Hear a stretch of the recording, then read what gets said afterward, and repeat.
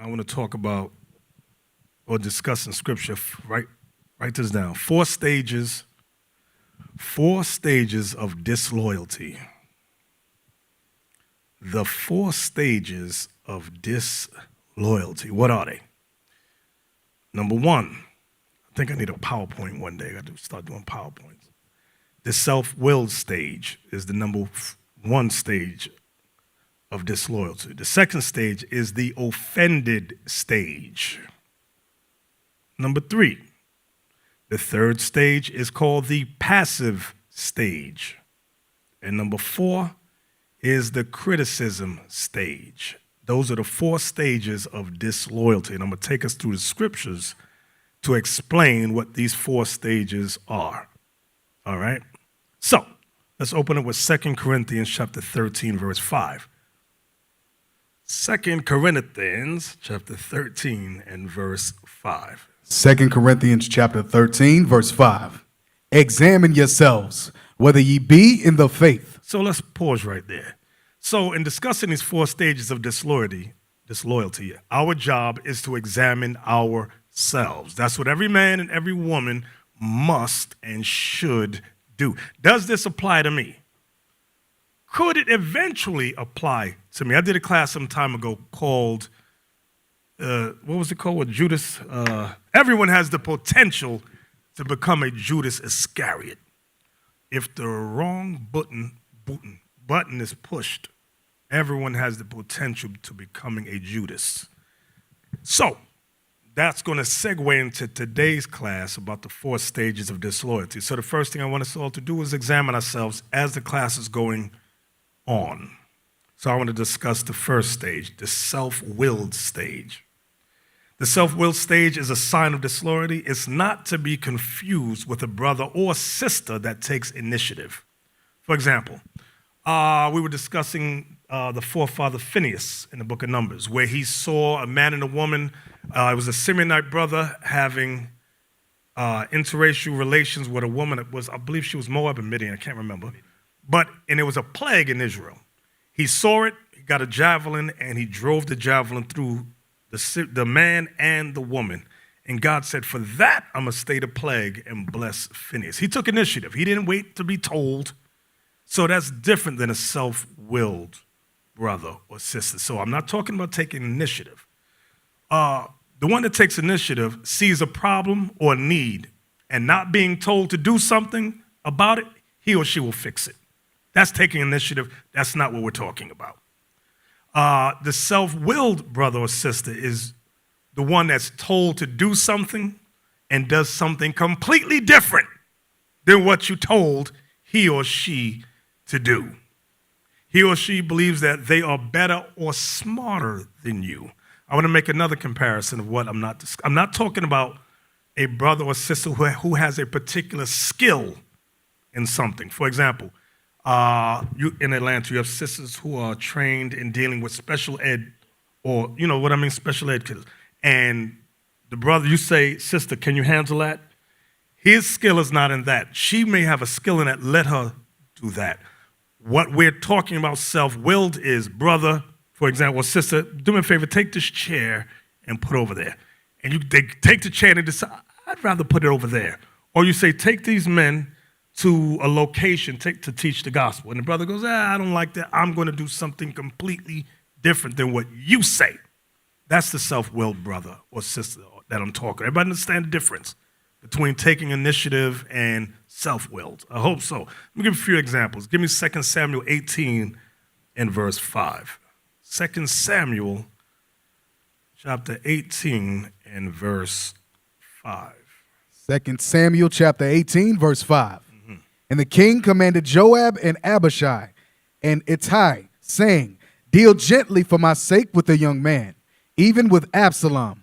And all the people heard when the king gave all the captains charge concerning Absalom. Because remember, Absalom, which was David's son, was being rebellious. He tried to take the kingdom from his father. He set up a coup d'etat. Is that how you say a coup d'etat? Against King David. So now everybody's they want to get Absalom. So he gives the order, take special care regarding Absalom, my son.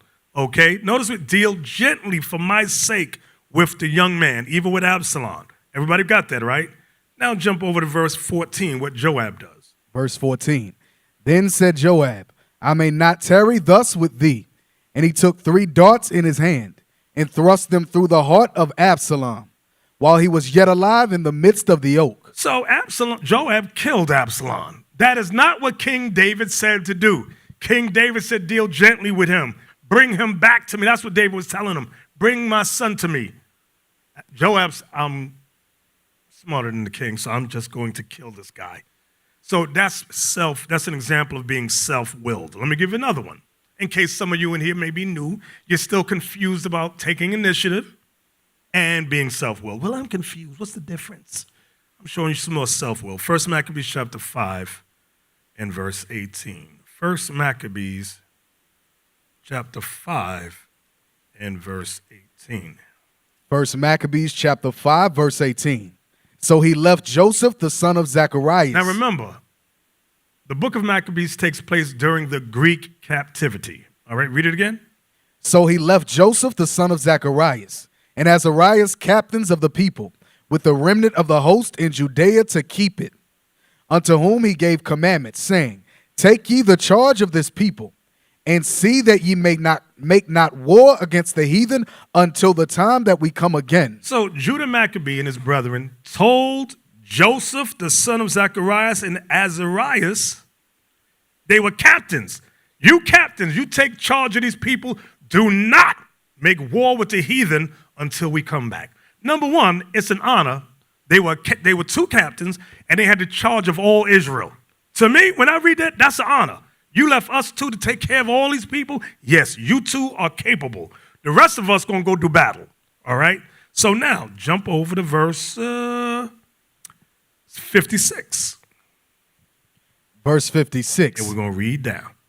Joseph, the son of Zacharias, and Azarias, captains of the garrison, These are the same 2 guys Judah gave commandment to, heard of the valiant acts and warlike deeds which they had done. which Judah Maccabees and his brothers and the rest of the Israelite warriors did. Go ahead. Wherefore they said, let us also get us a name, Let us also get us a name. Go ahead. and go fight against the heathen that are round about us. Now, didn't Judas Maccabee just tell them, do not fight against the heathen. Watch over the people till we get back. Read on. So when they had given charge unto the garrison that was with them, they went toward Jamnia. Then came Gorgias and his men out of the city to fight against them. Greeks. Go ahead. And so it was that Joseph and Azarias were put to flight and pursued unto the borders of Judea. And there were slain that day of the people of Israel about 2,000 men. 2,000 men got killed because of these self-willed brothers. You got to think about that and examine, do I have that type of a spirit? This is what should be going through your mind. Am I those guys? Okay? They didn't take initiative because they were commanded, don't fight. They were self-willed, said, we're going to fight. Why? Because we want to make a name for ourselves. Read on. Verse 61.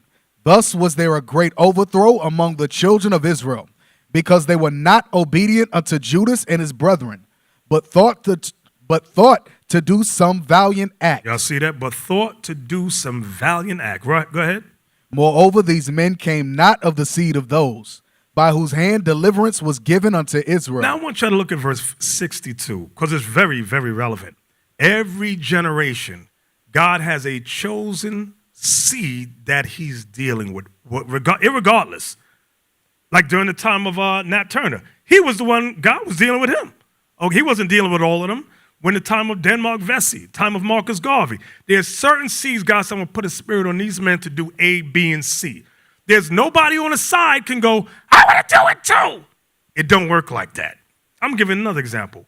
You know, during the March on Washington, there was about 20 to 30 speakers that went up there. But there was only one main speaker that everybody remembers. Who was that? Nobody knows who spoke that during the, you don't know, were you from Jamaica? During the March on Washington. Yes, see, Martin Luther King. But he wasn't the only speaker. There were many speakers, but nobody remembers their name. Nobody knows those guys. Because why? Because to do whatever he was doing on the Lord, and you got to think about it, although it was not according to the scripture, because they didn't know the Bible, they did the best that they could for what they had. The little civil rights that have been allotted us was at the behest of what MLK and many of those other civil rights leaders did. Okay? But what I'm showing you, read verse 62 again. Moreover, these men came not of the seed of those by whose hand deliverance was given unto Israel. So they felt, well, God is dealing with Judah Maccabee and his brother, God dealing with us too. And you know, I notice millennials do that. You can do it, I can do it too. Oh, no, you can't. Oh, no, you can't. Like, I'll give that story another time. Read on. Verse 63.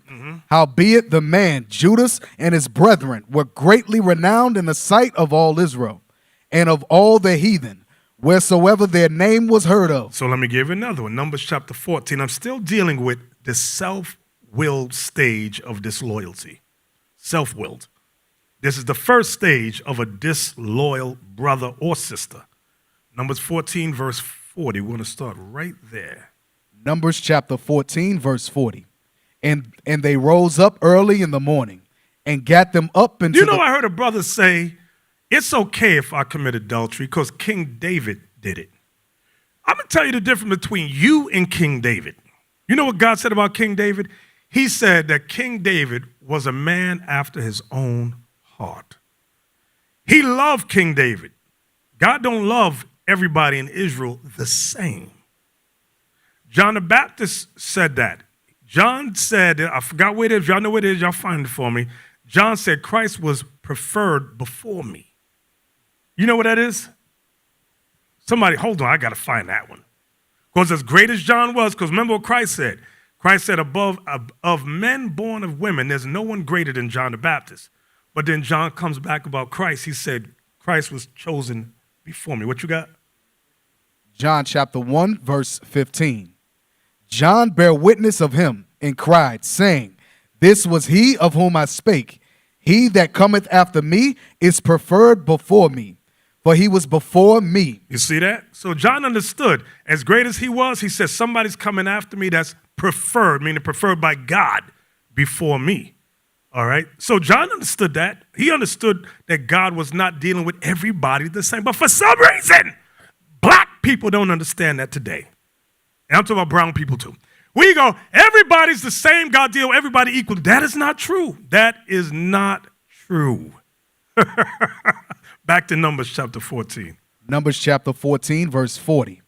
And they rose up early in the morning. Hold on. Bishop, that's telling you they don't know the scriptures. A good example of that is in the 7 churches. When you look at 7 churches, all of them wasn't in the same level. Christ told you that. So what does that mean? There was different level. Most I was dealing with different level. That's why you see a lot of stuff that was fighting. Well, there was only 1 or 2 of them that was perfect. So then I was not in the same level. Even the letters, when you look at all the letters Paul sent to the Corinth, to Galatia, Ephesus, there was not in the same level. Paul make it clear there was not in the same level. When you're reading those letters, you can tell it was not in the same level. So when we get to the book of Numbers, now I'm going to preface it for you. I don't know how many, by raise your hand, how many of you are reading 4 chapters a day? Raise your hand. Only 2, 3 brothers. No sisters and only 3 brothers. Wow. Thank you, Captain Isaac. You're doing a good job. Hey, that's horrible. Y'all making me look bad. That's horrible, bro. That's horrible. I'm telling you. So let me preface with the history here. Moses had gotten 12 spies to spy out the land of Canaan. They all came back with a negative report except 2, Caleb and Joshua. Joshua and Caleb said, hey, we could take these damn big ashy Africans over here. We could take them down. They're Canaanites. And the rest of them said, no, they're giants in the land. They're going to kill us. The earth's going to swallow us up. We can't. So the Lord said, all right, fine. Because they didn't want to go, I'm not going to do nothing. I'm going to sit back and wait. So now this continues the rest of the history right here. After God got mad and started jacking us up, look at Numbers 14 and verse 40. Let's start there. Watch what happens. Numbers chapter 14, verse 40.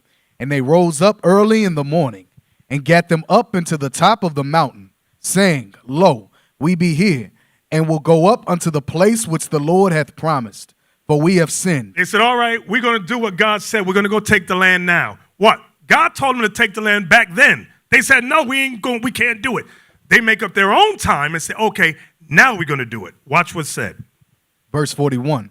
And Moses said, Wherefore now do we transgress the commandment of the Lord? But it shall not prosper. Go not up, for the Lord is not among you. Moses said, don't go up. The Lord is not among you. He was with you back when he said to do it. But right now, don't do it. Go ahead.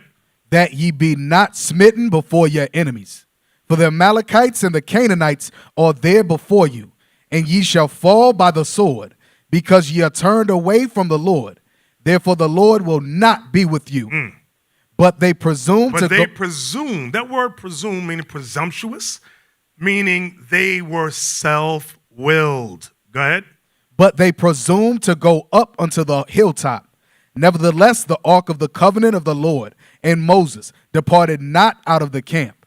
Then the Amalekites came down, and the Canaanites which dwelt in that hill, and smote them, and discomfited them, even unto Hormah. Y'all see that? So the Lord wasn't dealing with them. He said, nope, my spirit's not with y'all. You were disobedient. You want to do your own thing. Now you're going to get jacked the hell up. Bishop, you know, a lot of you, let me show you how heavy this scripture is. Even in your marriage, some of you are self-will. For example, we tell the brother, hey, you see that sister, don't marry her. We say, sis, do not marry that brother. They went and do it anyway. Now they're going to hell. That's a self-will spirit. Because remember Moses, what Moses told him? Moses said, don't go up. Moses was the prophet. Most of guy was dealing with Moses in a different level. It's the same thing today. When a top leadership say, hey, bro, do not marry that sister. Where do you think that? You think he's the one who say it? No. God is speaking to him and telling you, do not do it. That's why your guy's going to hell. That's a self-will. Because remember what the scripture said? The scripture said, what we bless on earth is also blessed in heaven. How'd that go? Well, what is bound on earth shall be bound in heaven. This is what you guys don't understand. When the leadership, the officer that's over you, say, do not marry, that means he's then blessed that relationship. That's what that means. That's why you're going to hell. You notice the one he say get married, they're always successful? That's because when he said it's okay, that means he already blessed it. Guess what, brother? It's the same thing if you show up to my house for my daughter. I said, okay, so now in the wedding day, I give you my daughter, so I blessed it. Isn't that the same thing? As the father, I blessed it. That's why. But if I didn't like you, I said, no, I'm not giving you my daughter. That means if my daughter and you go behind my back and sleep together, whatever happened, that's on you. I didn't bless that. And chances it's not going to work out because I didn't bless it. It's the same thing. That's a self-will spirit. That's how deep this thing go. Watch this in 2 Peter chapter 2 and verse 10. 2 Peter chapter 2 and verse 10. Remember, we're talking about the first stage of disloyalty. It's that self-willed brother, that self-willed sister. Go ahead. 2 Peter chapter 2, verse 10. But chiefly them that walk after the flesh in the lusts of uncleanness. So to walk after the flesh means to walk in sin. You're breaking God's laws in the lust of uncleanness. Go ahead. And despise government. Meaning God's government, God's leadership. God set up certain people over the congregation. It says, but these will despise government. You know what I realize about black people? We don't realize that God is setting up a government on earth. This is, as rickety-rack as this is, with all the trials and struggles we go through, God is setting up a government. And when the Lord returns, he's going to say, oh, this spirit here, this spirit, these are the spirits that I'm setting up. Okay, and guess what? Just like in the time of Moses, you had rebels. Why God choose Moses and Aaron? And who the hell are they? Same thing will happen in the wilderness, the rebellious one. Why? The evidence is the same thing here on earth as we're trying to raise up. Who are you? You ain't nobody. You got whatever you can do. I could do better. Wasn't that a song in Sesame Street? Whatever. I don't know the song. I can do better. Da, da, da, da, da, da. Anyway, read it again. Verse 10. but chiefly them that walk after the flesh in the lusts of uncleanness, and despise government. Watch this. Presumptuous are they. Presumptuous are they. Read. Self-willed. What's that word? Self-willed. What's that word? Self-willed. Self-willed is the first stage of a disloyal brother or sister. Go ahead. They are not afraid to speak evil of dignity. You know what that means? You go to Facebook and YouTube. Them niggas ain't right. Look how much this nigga don't make no money over here. He ain't right. They wicked as hell. I'm on YouTube. I'm on Facebook. Yeah. Y'all don't see that? That's what the scripture's talking about. They ain't afraid to speak of God against God's men. They don't give a damn. That's what this verse is making reference to. So, does everybody understand the first stage of disloyalty? That's self-willed brother, self-willed sister. Okay. You're going to see signs of it here in Dallas. Watch. Because I see it from school to school. So, that one right there, disloyal. The second stage is called the offended stage. The offended stage is when a brother or a sister is in the midst of sin. Number one, they wicked as hell. And every precept you go to, every precept or lesson that's taken, they see it as a personal attack on them. Let me give you an example from one of the old schools when I was at HODC. There was this brother. I mean, this dude was wicked as hell. I ain't going to call his name. The class we're going over is thou shalt not bear false witness against thy neighbor. After the class, here he comes. Could I have a word with you on the side for a minute? Yeah, bro, what's going on? I think y'all did that class about me. Well, no, we're working our way through the commandments, bro. Yeah, but I think it was about what? Bro, check your spirit. Are you a liar? No, ain't no lie. Then how could the class be about you? That's why we preface the class by examine yourself. You got to check your own self, okay? When you know that you're wrong, you're in the midst of sin, you take everything as an attack. Does he know what's going on? He know what I'm doing at home. I think my wife called him and told him what I'm doing. That's how Satan works on your mind. Because you what? You wicked as hell. You doing some stuff you think nobody know about. God puts a spirit on us to do a lesson, and you take it as a personal attack. You don't take it as edification. Let me fix myself, make it myself right. You take it as they're throwing daggers at me. They hate me. They despise me. Everybody understand what I'm saying? Matthew 11, verse 6. This is what Christ said. Matthew chapter 11 and verse 6. And blessed is he whosoever shall not be offended in me. So Christ said it's a blessed thing. So when the laws come out, the word of God comes out, Christ said, blessed is he that is not offended in me. You're blessed. But that brother or sister that is offended when the scriptures come out, there's a problem. We talking here. We in one of the schools talking about whorish women. Here come the sister. I knew y'all was talking about, sis. We just met you. What you talking about? I knew the class was about me. I think Deacon told you. Deacon ain't tell us nothing about you, sis. Now her face was cracked and on the floor. Go sit your little nasty behind down somewhere. That's because she wicked as hell. She been whoring, sucking this and sucking that all across the state. Now the scriptures come out. We did a personal attack on her. Don't you think if we knew you was doing it, we'd have threw your rotten behind out to school long time when? But you've been sitting there because we don't know what's going on. But that spirit in you, they're talking about you. They know what you did with Tyrone last night. She's sitting there mad now. I got to get up and say something. Give me Mark 4:17, please. Mark 4:17, this is the chapter where Christ talks about the 4 types of Israelites. But we're not going to go through all those 4 types. There's one type particular I want to talk about just for a moment, and it's verse 17. Mark chapter 4, verse 17. And have no root in themselves. This is that brother or sister who don't study. Watch what I'm about to say now. You don't study. You don't read 4 chapters a day as we advise you to do. Now, let me tell you something. People say, Bishop, do you sit down and read 4 chapters a day? No, I don't. You know what I do?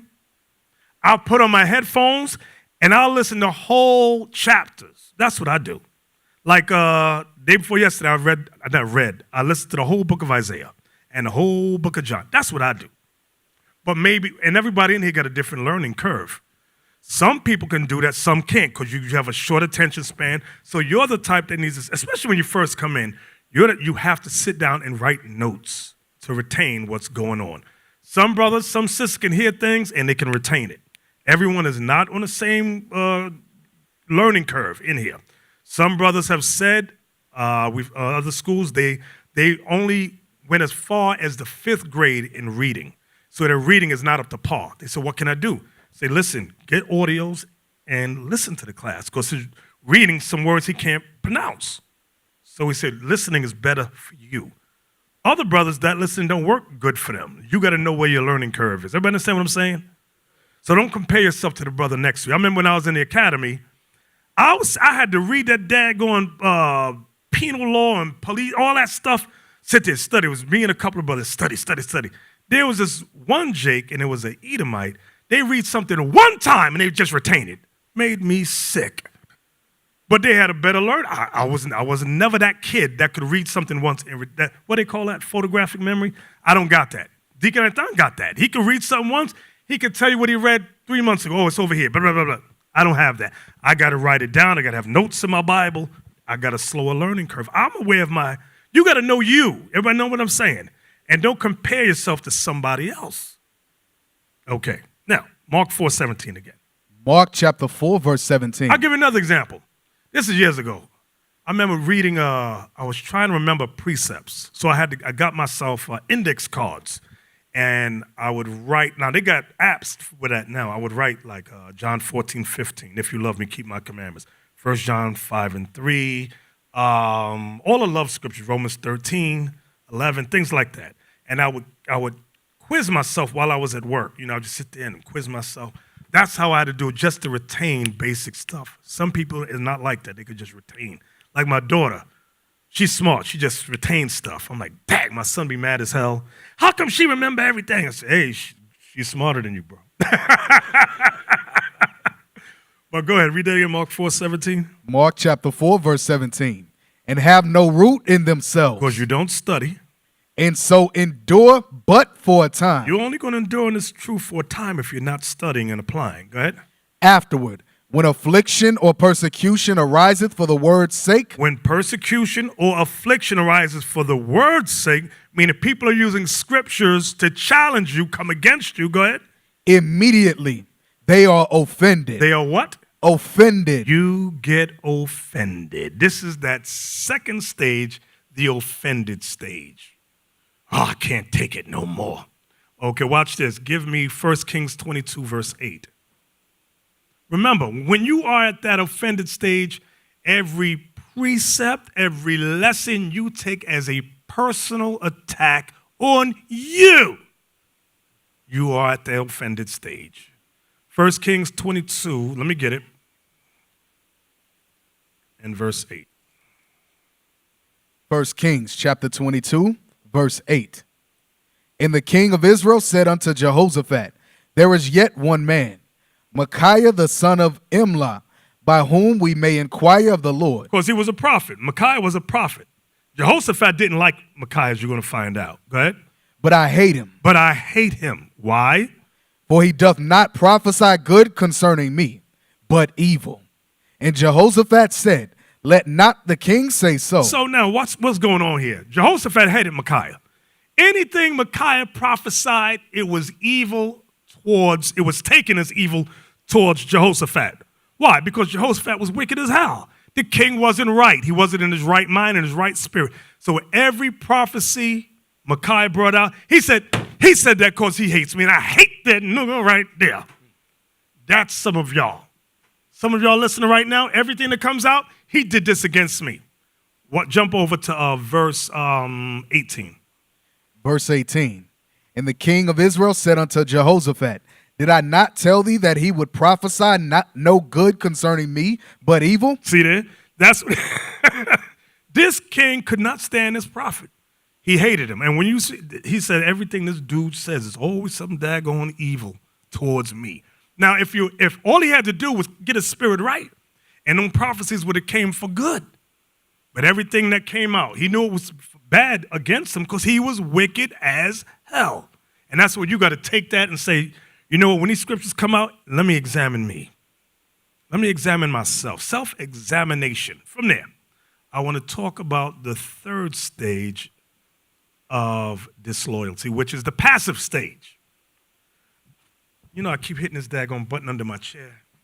The passive stage is when a brother or sister pulls back.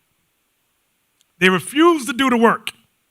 They refuse to do their duties in hopes that you fall. They have an inflated sense of importance. They have a you need me attitude. And the proof that you need me, I'm not going to do my duties in the congregation. I'm going to pull back and just watch. I'm going to watch out for. And we went through that, remember, when we first set up the first IUIC school. Remember the brother who was the elder with me and his wife, they stopped teaching, she was over the, what was she over? She was over the bread and all of that and the kids. She was over the kids. She stopped doing everything. He stopped dealing with the brothers. She stopped dealing with the sisters. They said, y'all going to fall. Step back, pull back. That is the third stage. That's called the passive stage. Watch this. Sirach 37. And you watch. You're going to see. You're going to see. Mic check. Hey, we have that here. We have that here with some of the officers. It is what it is. Some of the officers' wives. And y'all know who y'all are. Scripture says the two shall become one flesh. So you know if you got a little passive demon at home just waiting. And the reason they do that is to try you. It's to try on your faith. Because a lot of y'all gonna end up falling out because of your wives. I'm telling you. Yep. Gotta check yourself. So I did it again. The leadership gives you a duty, and what the Spirit guides them, hey, handle this, handle that, and you decide, I'm not going to do it no more. I'm going to wait till y'all. That's an evil spirit, because I want you to fall. I want that last group, like the dude with the art, the little Weaseleel dude. He said, there's no other artist could do what I do. Nobody could do videos like me. Y'all going to fall. Mosiah said, don't worry. I got 9 other brothers right. He said he built this. Mosiah said, I got 9 other brothers that can do what he can do and better. Now he mad. So overinflated sense of importance. Brothers, some of you, I think you look at this the wrong way. You might want to re-examine the whole thing. I'm gonna run something by you. Remember in the wilderness, right? Most High God, Moses then was the number 1 man. The second man was Aaron, right? Remember, some of the Israelites, they want Moses' spot. But remember, there was Moses' peak captains, officers, elders. They didn't understand the responsibility. They really didn't understand what it is that Most High God put them over. Same thing today. Those spirits come back today. I'm going to give you an example. I remember when we was in 1088. Bishop put me over the floor, the cleaning floor. I was because it wasn't big. I was over the floor, the bathroom, the cleaning, and then I was over the to buy stuff for the kitchen stuff. I love that thing, bro. I love that thing. Every Saturday, we gotta clean this. This is what I was doing. I was make sure I clean it fast because I want to stand next to them when they're working those scriptures. So I make sure, you know what I'm saying? So I make sure, yes, I'm going to listen to the scriptures, but I make sure my job get done first. So I make sure it's done fast. But the reason I see you guys look at it different. How many of you are from the tribe of Judah? Why must I God call you first? Are you sure? Because think about it. Every single Judah that's walked through that door after you, you're responsible for him. Do you know that? You guys didn't look at it like that, huh?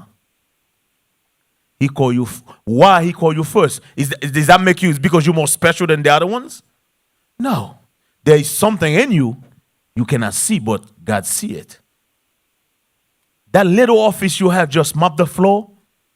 Think about it. Every single other person who come here, they put them in the same duty with you. You over them. Think about it. You guys look at it the wrong way. Every single man that's walked through that door, you over them. Why? What's so special about you? Why Most High God didn't call him first? Remember the example Musa just gave about Bezalel? Where's Bezalel today? Think about that. That's right. Everybody in here is replaceable. For me, all of us are replaceable. What did I say go? Sirach 37, 7 through 9. Sirach chapter 37, verse 7. Now remember, we're talking about the third stage of disloyalty, which is the passive stage. When a brother or sister pulls back from the duties that they've been given in hopes that the body falls. They have an inflated sense of importance. They have a you need me attitude. I don't need you. Go ahead. Every counselor extolleth counsel, but there is some that counseleth for himself. Some people counsel for themselves. Go ahead. Beware of a counselor, and know before what need he hath, for he will counsel for himself, lest he cast the lot upon thee. Watch this. And say unto thee, thy way is good, and afterward he stand on the other side, to see what shall befall thee. You see that? He gonna tell you, you're gonna ask A, should I do A, B, or C? He or she says, yeah, go do that. But now they just waiting to see what's gonna happen to you, because their hopes that you get jacked up and fall. You fall and get jacked up. That's what they're hoping for. So it said you got to beware of people like that. If they pull back, that's what it say? It said, it says, and say unto thee, thy way is good. And afterward, he stand on the other side. Meaning he pulled back, he's just watching you to watch to see if you fall and get jacked the hell up. You got to watch people like that. All right? Give me another one. Give me Jeremiah 48:10. This is what God said about war. Watch this. But it's going to correlate with the scriptures too. This was war against Moab. Jeremiah chapter 48, verse 10. Cursed be he that doeth the work of the Lord deceitfully. Go ahead. And cursed be he that keepeth back his sword from blood. So, cursed be he that does the work of the Lord deceitfully. Cursed be he that holds back his sword from blood. When God gives a commandment to war and do something, he says, don't do it deceitfully and don't hold back. Now, I'm going to give you an example. 1 Samuel 15. We're going to start at verse 1 with King Saul. This was the chapter that you read about in the movie Birth of a Nation. When Nat Turner was reading, it zoomed in on 1 Samuel chapter 15. If you look close at the movie and they pan down, it gives you the commandment that was given to Saul. Go ahead. 1 Samuel chapter 15, verse 1. Samuel also said unto Saul, the Lord sent me to anoint thee to be king over his people, over Israel. Now therefore hearken thou unto the voice of the words of the Lord. Thus saith the Lord of hosts, I remember that which Amalek did to Israel, how he laid wait for him in the way when he came up from Egypt. Now go and smite Amalek, and utterly destroy all that they have, and spare them not, but slay both man and woman, infant and suckling, ox and sheep, camel and ass. And Saul gathered the people together and numbered them in Telaim, 200,000 footmen and 10,000 men of Judah. And Saul came to a city of Amalek and laid wait in the valley. And Saul said unto the Kenites, go, depart, get you down from the Amalekites, lest I destroy you with them. For ye show kindness to all the children of Israel, when they came up out of Egypt. So the Kenites departed from among the Amalekites. And Saul smote the Amalekites from Havilah unto thou comest to Shur, that is over against Egypt. And he took Agag, the king of the Amalekites, alive, and utterly destroyed all the people with the edge of the sword. But Saul and the people spared Agag, and the best of the sheep, and of the oxen, and of the fatlings, and the lambs, and all that was good, and would not utterly destroy them. But everything that was violent refuse, that they destroyed utterly. So what are we reading about here? Saul held back his sword from blood. He decided to do the work of the Lord deceitfully. God said, destroy all Amalek when you come across them. Saul said, I'm going to keep Agag, and I'm going to keep the best of the sheep. God said, destroy everything. Saul decided, nah, I'm not going to do that right there. So when you read down in the chapter, this is where the Lord tells him rebellion is as the sin of witchcraft, and stubbornness is as iniquity and idolatry. And it says, because you have rejected the word of the Lord, he hath also rejected thee from being king. That's verse 23 in the same chapter. So what are we getting out of this? That passive stage where I'm not going to do what I was commanded to do. I'm going to hold back. I'm going to pull back. And the Lord going to he jacks spirits like that up. And you'll see that in the congregation. When a man or a woman gets an attitude, the work of the Lord becomes garbage to them. They want to see you fall. They say, I'm not going to do it. I'm going to watch you fall because you need me. You got to remember something. What did John, give me that in, it might be Matthew. I know it's one of the 4 Gospels where he said, think not to say to yourselves, we be Abraham's seed. I think it was John said that in Matthew 3. Let me look. Matthew chapter 3 and verse 9.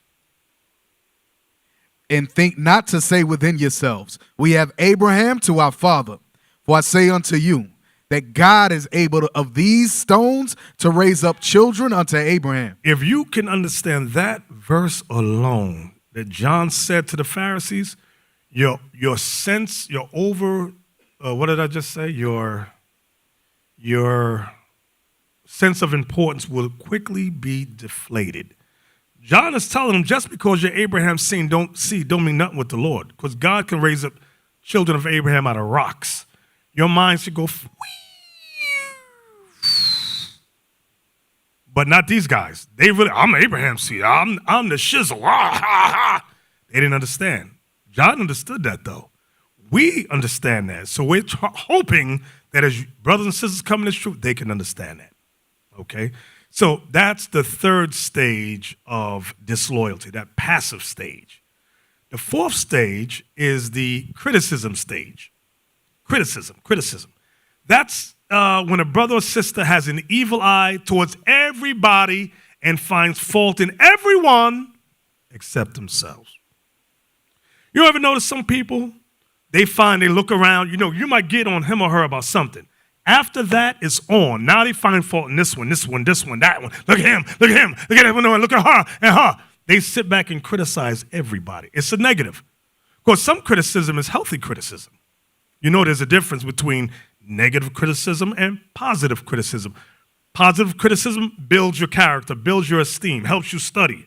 That's positive, okay? Negative is they just tearing you down.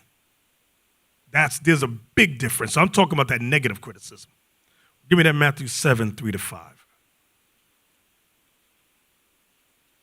Matthew chapter 7, verse 3. And why beholdest thou the mote that is in thy brother's eye, but considerest not the beam that is in thine own eye? One thing you got to realize about people that always have negative criticism, they got the devil on them. They are filled with sin themselves. Therefore, they can see no good in you. That makes them feel good. I got to put you down so that I can feel good about me. That's the devil. Read that again.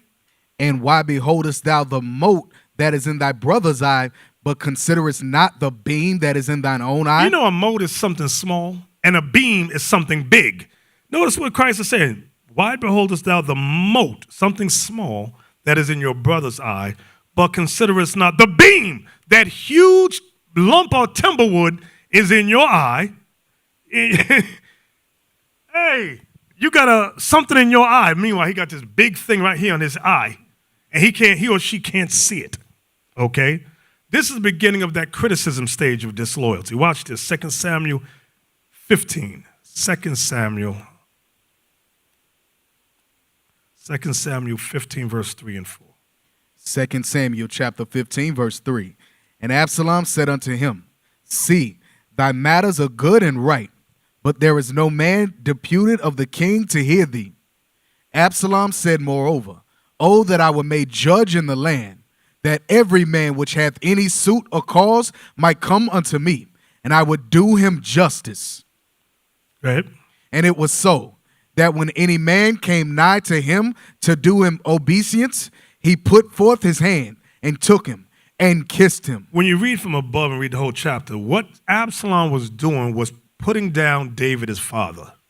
He was saying, if I was king, this is how I would deal with it. My father, he don't have the wisdom or understanding that I have. He would put down his father to get the love of the people, and he would kiss the hand and flatter the people. That's what he was doing. Now watch this. Get Sirach 37 and 10. Sirach 37, which is Ecclesiasticus. Sirach, Ecclesiasticus. Hold on. Let me get it. chapter 37 and verse 10. Right. Consult not with one that suspected thee, and hide thy counsel from such as envy thee. Now, this suspects thee, and someone that envies thee deals with somebody, they have an evil eye towards you.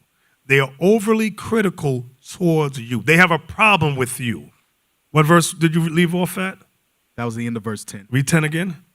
Consult not with one that suspected thee, and hide thy counsel from such as envy thee. You see where it says, consult not with one that suspecteth thee. Suspect thee of what? Being evil. They suspect you of being in the midst of sin.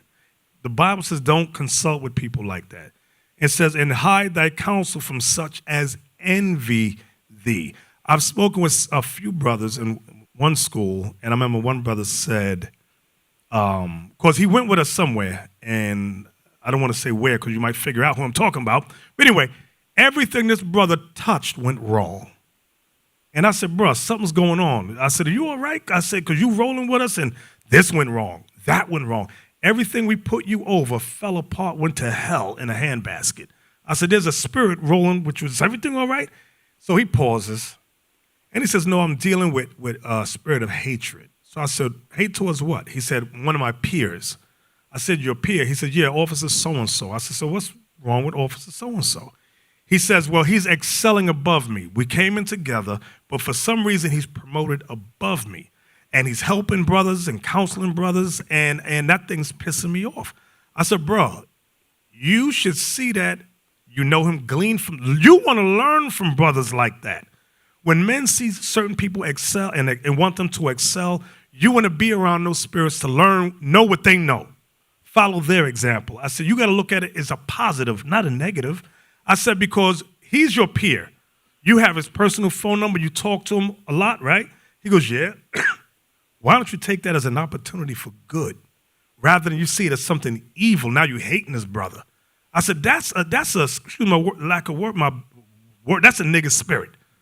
That's how black and brown people deal in the world, okay? Always jealous of the next man, the next woman. We can't roll like that. The scripture says to share, what does it say? Share our gifts. It says, how does the parable go that Christ gave? It called talents. Share your talents. That's how we got to be. Don't hide it, okay? Give me 2 Corinthians chapter 10.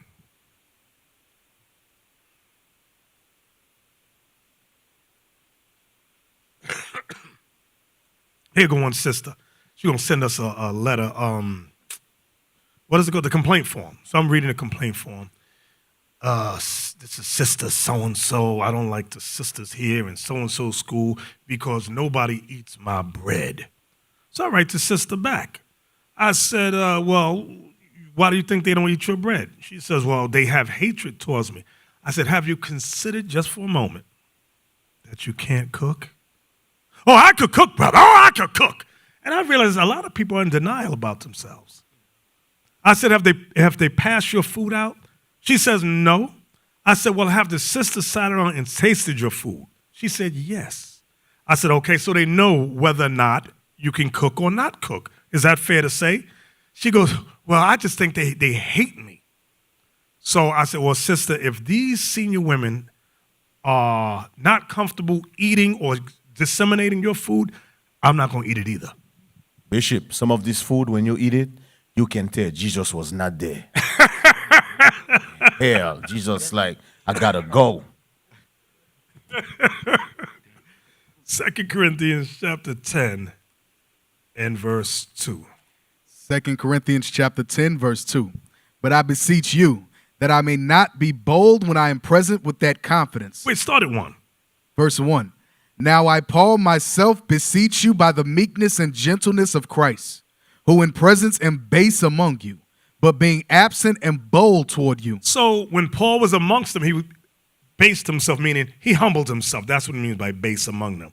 It says in being absent and bold toward you, he wrote powerful letters to the Corinthians. Go ahead.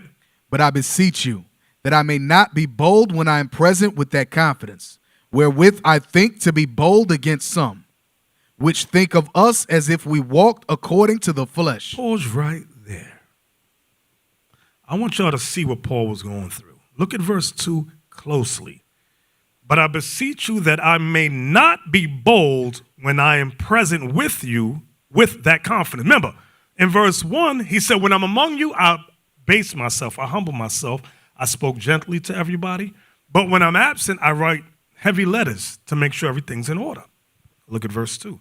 But I beseech you that I may not be bold when I am present with that confidence. He said, I don't want to come to you face to face and I got to rail on you. That's what he's saying. Wherewith I think to be bold against some. Why would he be bold against some? What did they do? Well, look, which think of us as if we walked according to the flesh, meaning according to sin. You had some people in the Corinthian church leadership who was saying Paul was wicked as hell. Overly critical, criticizing the leadership. That's what Paul was dealing with when you read the letters of the Corinthians. Watch verse 10. Verse 10. For his letters, say they, are weighty and powerful, but his bodily presence is weak, and his speech contemptible. Now look at it. For his letters, say they, meaning certain men in leadership in Corinthians, are weighty and powerful, meaning he writes things hard to be understood, but watch this. But his bodily presence is weak, meaning what? He looked like a punk. That's what they're telling us about, saying about Paul. This dude looked like a punk. We could take him. This dude ain't nothing. Then it says, and his speech contemptible. He talk a lot of ish. That's what, when you tell somebody that your speech is contemptible, meaning you talk a whole lot of sh. These dudes was rebellious. This is what Paul had. When you read the letters of the Corinthians, Paul was going through a lot with this one church right here. Going through a lot. Look at 2 Corinthians 12. 2 Corinthians chapter 12 and verse 11. 2 Corinthians chapter 12, verse 11. I am become a fool in glorying. Ye have compelled me, for I ought to have been commended of you. For in nothing am I behind the very chiefest apostles, though I be nothing. Wait, pause right there. Look at that thing. I am become a fool in glorying. Ye, meaning you Corinthians, you have forced my hand. That's when you compel me, you force me. Force you to what? Look what it says. For I ought to have been commended of you. Y'all should have honored me as an apostle, as a leader. Then it says, for, meaning because, in nothing am I behind the very chiefest apostle, though I be nothing. What? They were saying Paul was what? Nothing. He said, okay, y'all consider me nothing, but when you examine my works, I'm not behind none of the apostles, the 12. In fact, guess what? When you read his resume, he's did more than all the 12. 3/4 of the New Testament is Paul, the apostle Paul. But the Corinthians was saying, you ain't ish, you ain't nothing. He said, y'all should have commended me. But instead, now I got to argue with you about who I am in this truth. This is what Paul was going through. That's that fourth stage of a disloyal brother, that criticism stage. You ain't this, you ain't that. Everybody understand that? Now, understand, so those are the 4 stages of disloyalty to look out for in men and women. Understand this, write this down. Loyalty breeds loyalty. Watch this in 1 Corinthians 4, verse 2. Hey, here's another thing. Y'all can bear witness. Has anybody, I'm just very curious, separated from the body and become successful on their own? I want y'all to examine all the people that rebelled, cursed us out, went on their own, and said, if you could do it, we could do it. Has one been successful? In my years, I've been 13 years? Mm-hmm. That's never happened. That's never happened because go back to Egypt. When we left Egypt in the wilderness, right? Remember Bishop mentioned about the government. Mosai God always build a government. No matter where we at, he always build a government. Mosai's built a government in the wilderness, starting with Moses. Of course, Moses didn't make it to the promised land. Joshua ended up taking over the government to the promised land. But however, Mosai God built a government. What happened to everybody that was rebelling against that government? They all die. He killed every single one of them that was rebelling against the government. Those who are saying, oh, Moses, you're not the only one he used. What happened to them? They didn't succeed. He killed all of them. It's the same thing today. When you look at IUIC, listen, I don't care what anybody said about IUIC. Our work speaks for itself. You can hate us, you can love us. One thing you will say, you will not admit it, of course, that nobody is doing the work the way we're doing the work. Most of God is using us, period. You can hate us, you can love us. Most of God is using IUIC for his glory. We go where no other camp ever go. And when I say no other camp, I'm talking about even camp back then. Never went. IUIC went. So you try to tell me most of guys not using IUIC? Most of guys using IUIC. So when you left, no, the spirit didn't live with you. The spirit stay. You know how I know? Because you never succeed. Because I hear brother said, I built that camp. Well, okay, let me see you build another one then. Let me see you. So far, I haven't seen it. If one of you see it, let me know. I haven't seen it. I haven't seen nobody left and they're like, oh, we build IUIC. Okay, go build another one then. I ain't see it happen yet. What you do see is that as we continue in this lesson, is that disloyalty, just as loyalty breeds loyalty, disloyalty breeds disloyalty. Bishop, real quick, it's a lot of things happen in Texas, and all praise to the Most High. Satan took out a lot of evil people that was never prosperous. The Most High was never dealing with them. But this is the point why I want to make.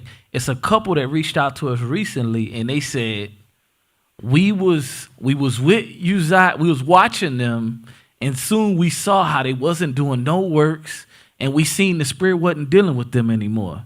And they was watching our classes, and they heard Bishop say, well, y'all that's watching online right now, that left, y'all not in the truth no more. And the husband told leadership in Houston, he said, he looked at his wife, and they both looked at each other and said, we feel it. We not in the truth no more. And I'm telling y'all straight up, if they probably got a glimmer of hope, meaning that what? Maybe the Most High might start putting that spirit on them to be humble, because that's that sense of pride, because you have a deceitful reason why you leaving. All these people that left out of here didn't know nothing about nothing, but they really want to go back to their sin. That's the point that we're making. And that's why it's heavy when you look at all the works that IUIC is doing and the Most High using the leadership and showing you that the spirit is here. Brothers and sisters got to put that fear on them and constantly meditate on what can I do to fill a void on doing the work of the Most High and feeling blessed that the Lord will use you. All right. Like I said, they looked at each other and they told leadership.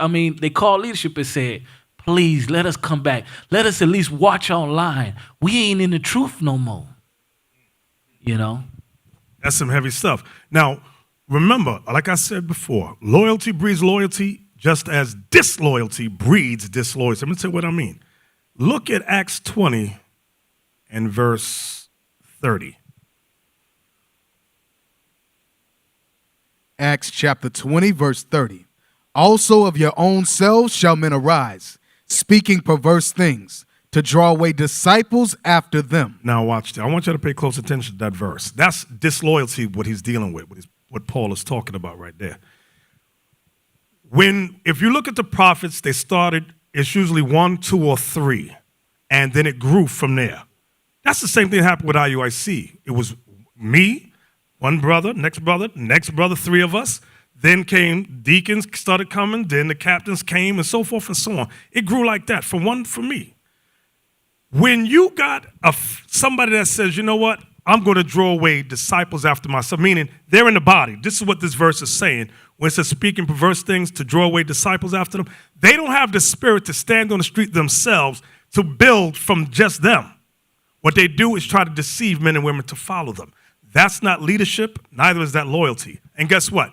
The group that leads with you think they're going to be loyal, and you've showed yourself disloyal to the body you were with? I want you to think about it for a moment. The group of people that leave with you, they see you're disloyal to everybody. And they may sit with you a week, 2 weeks, maybe a month, maybe 3 months. But after a while, they're going to say, you're disloyal. I'm going to be disloyal too. And guess what? They're going to take a group they left with you. That happened in Texas, Dallas here. The group with, what was that? I forgot that brother's name. What corner you speak on? No, not Coach D. The other dude. No, not him. I'm gonna get him in a minute. The other one. He was with us. He did a video on Facebook. Saying I all. don't know that brother's name. What's his name? The guy's uncle. Oh yeah, that guy. Yeah. That's his name right there. Left with a group of brothers. I'm gonna show how wicked men are. He left with a group of brothers. Me, Deacon Abiel came. I forgot what year that was. You wasn't with us. I was right there. You Bishop. was there. Yeah. Remember, he said to Deacon Abiel, he said, I want to come back to IUIC, but I want to have rank over the people. Right. Abiel said, no, it don't work like that, bro. You want to be grandfathered in. What the Right. hell this is? You think this is T-Mobile? Right. Abiel told him, you left with that dude with Shakya, cursed us out. Now you want to come back and be over the. He said, the word of God don't work like that. So now he does a Facebook video. Rather than tell the truth that, yes, we told him he could come back, but he has to start again as a member. He didn't want that. He wanted to be over the people. But that's not in his video. What's his name? Jephthah? That's that dude. Bishop, we in the Dallas school, I don't know how many brothers and sisters was here at the time. They gave him the soldier's test. He took the test out of fear and he went and sat in the back. And before you know it, everybody like, where the brother test at? He ain't turned it in. We look, he done ran out the school like a female. Hey, brothers. Same thing. When you look at a tree, the I tree. can tell my point. My Yeah, go point ahead. behind telling that story was he did the video because they just had a split. No, he was disloyal, so the group that left with him, they caused a split and said, we're going to be disloyal to you. That's why I did the video. And the same thing with Shakya.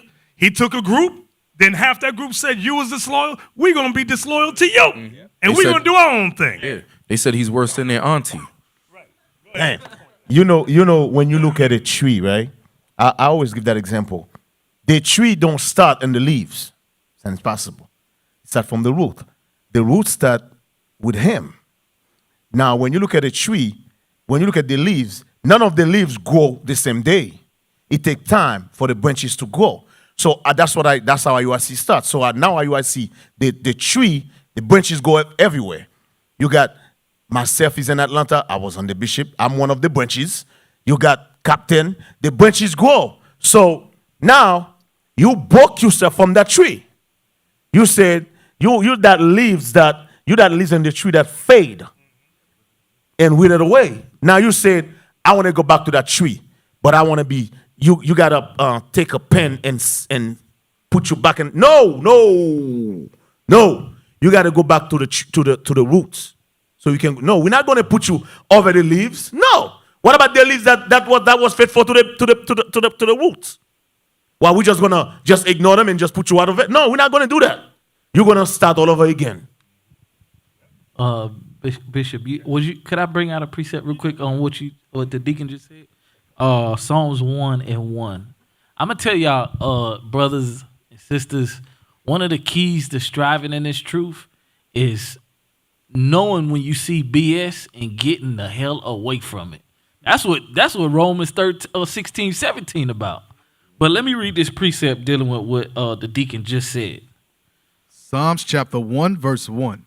Blessed is the man that walketh not in the counsel of the ungodly. So when you see the ungodly doing counsel, that means you're not supposed to be over in that direction. Come on. Nor standeth in the way of sinners, nor sitteth in the seat of the scornful. So you see somebody disrespecting the men that came before them, you're not supposed to be nowhere in that realm of that because the Most High about to judge that thing. Come on. But his delight is in the law of the Lord, and in his law doth he meditate day and night. That's why you see IUIC being prosperous, because we meditating and doing it day and night. Come on. And he shall be like a tree planted by the rivers of water, that bringeth forth his fruit in his season. His leaf also shall not wither, and whatsoever he doeth shall prosper. That's what you see we doing right now. The tree ain't withering away. The tree getting stronger. So I just want to bring that out. That's a good point right there. I forgot what I was gonna say.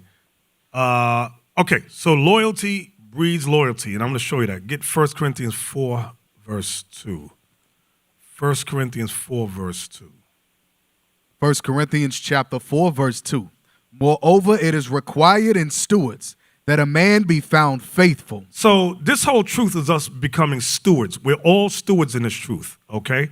It says we must be found faithful, okay? Who knows what a scripture that says, teach those who will be able to teach others. I believe it's somewhere in Timothy. Where is it? Find that for me. Yes, 2 Timothy 2:2, that's it. Stewards must be faithful. Another word for faithful is loyal. That's what it's going. When you say you're faithful to God, you're saying you're loyal to God, okay? Paul said, be followers of me even as I am of Christ. You know what I notice a lot of people do? People say, and they get stupid. People get stupid. Paul said, be followers of me even as I am of Christ. So you were talking, Captain, that was talking about IUIC. All right? IUIC is just a banner, but guess who we're all following? Christ. So they say, no, I'm not loyal to IUIC. I'm loyal to the Lord. This is what Weasel and them said. I'm going to tell you why people say, I'm not loyal to man on earth, I'm loyal to Christ. Who can show me Christ walking around right now? Is Christ walking around with us right now on earth? I'm talking about in body, is he? No. So when people say, no, I'm not following what man says, I'm following Christ, that means I can do whatever I want. Men like that don't believe. Men and women like that don't believe. So when Paul said, be followers of me, even as I am of Christ, Paul was not saying, listen, I'm Christ. He was saying, me as a leader in this truth, just follow what I'm saying. Because what was Paul teaching them? The scriptures. Paul was not making his own thing up. You men and women are able to check whether or not what we're saying is scriptural or not. You have a Bible. I have a Bible. We're reading together, okay? So we're not saying, hey, go sell your behind on the street, bring that money back. Ain't nobody doing that. Because you know that's not scriptural. Like a sister says, so you're saying I got to be subject to my sister. The Bible says you got to be subject to your husband in all things and everything. So if he tell me I got to sell my behind on the street, sis, don't be simple. Don't be. This is how people get stupid. She knows and we know the Bible is not saying you got to listen to a man, your husband, telling you to sell your behind on the street and bring the money back. That's common sense, but the devil gets in there. Nah, see, you shouldn't have to listen to him, your husband. Do what you want to do. You follow Jesus. You don't follow your husband. See, I'm following Jesus. I don't follow my man. That's the devil right there. Okay, that's the devil. We going to see when the Lord return. Well, he going to watch when he set this government up. You're going to find out. Where was we at?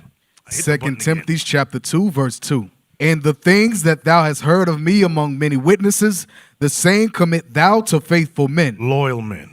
Faithful men is loyal men. Commit this truth to faithful men, to loyal men. Go ahead. Who shall be able to teach others also. Who may be able to teach others also. I see brothers on the street trying to teach crackheads and winos. Let me tell y'all something. You're wasting your time. Yeah, put a flyer roll, put it in the pocket, fine. Do not sit there trying to teach a crackhead. It says, commit thou to faithful men who shall be able to teach others also. And that inebriated state of mind, are they able to teach anybody? No. So why? Let me give you the scripture, Mr. Crackhead. Yeah. You wait. Bro, you being simple as hell over there. Give me Psalms 119, verse 74. Loyalty breeds loyalty. Faith breeds faith. Psalms 119, verse 74. Psalms chapter 119, verse 74. They that fear thee will be glad when they see me. Will be glad when they... You hear what David said in the spirit? What? What does that mean? Loyalty gonna breed loyalty. I serve the Lord, you serve the Lord. We happy when we see each other. You at work sitting around a bunch of no good, you know what I mean? You see a brother or sister, yeah, hey, shalom. You happy. Why? Because you spent your whole time at work with fornicators, liars, and adulterers. And you sick of the conversation. I remember I'm sitting at work. We in the office. They're going to put on a porno. I'm like, what the hell is this? I had to go out. I'm looking around. I go downstairs. I saw Deacon Malachi. I said, hey, bro. He was working across the street. I went over there. I spent the whole day. I can't go back up in that office. They got the devil on them. So read that again. Psalms chapter 119, verse 74. They that fear thee will be glad when they see me. You want to be like the, hey, there's an expression. We saw it in there's a movie called Cold Pursuit. It says some people bring joy whenever they come around. Others bring joy whenever they leave. Can y'all pick up on what's being said by that thing right there? Some people bring joy whenever they come around. Some bring joy whenever they leave. Hey, it might hurt some people's feelings, but I really don't care. We have that in here. We have that in here. You got sisters in here like that, and you got brothers in here like that. Bring joy when they leave. That's the good part. Yeah, leave, stay out. That's horrible, bro. You want to be that spirit when come, hey, like a woman. Y'all see that show, Cheers? Anybody seen Cheers? When the fat guy comes in, they go, Norm! Everybody glad when everybody knows your name. Dun, dun, dun. Y'all don't know what I'm talking about? You know what's so crazy? I'm a deacon, but I got brothers that have no rank. I'd rather pick up the phone for them than a brother who got rank. Damn. I'm dead serious. You know, I'm a truck driver. I'm in the road. So that means I got time after. When a brother call me, I actually love that. Because the time go by fast. We talk about scriptures. We talk about things. The time go by fast. But when the officer call me, sometime I don't pick up. I'm like, I got the regular brothers. I'm like, yeah. Hey, shalom, brother. What's going on? We talk for hours. Seriously, I got brothers that have no rank. Me and them, we talk for hours on the phone. And sometimes I be like, I look at the phone, I'm like, yo, we've been talking for like 3 hours. I got to go. But some officers, I'm like, nah, dang. The hell is going on? I'm good. I don't. Seriously, bro. That's cold. That's cold. So loyalty, again, always remember that loyalty breeds loyalty. And that's something black and brown people have not understood yet. But with the Bible, we're learning it now. So just as loyalty breeds loyalty, disloyalty breeds disloyalty. Write that down. Disloyalty breeds disloyalty. I'm going to show you that. Sirach 10 and 2.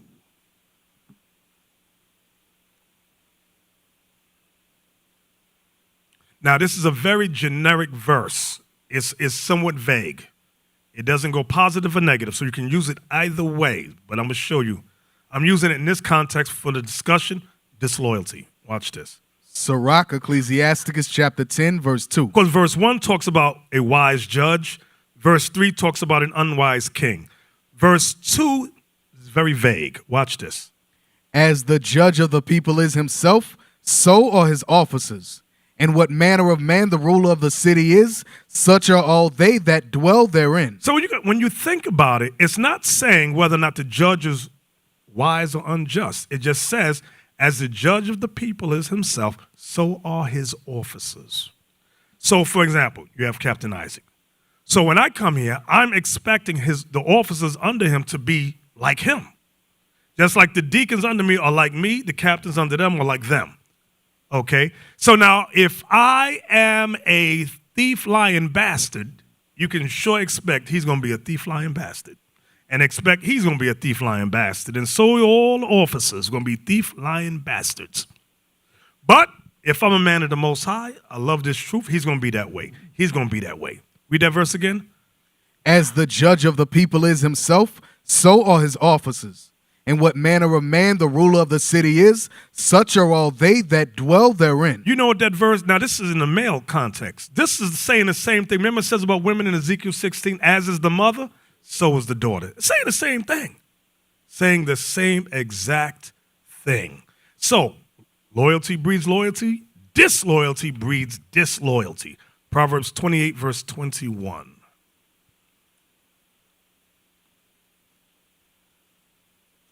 Proverbs chapter 28, verse 21.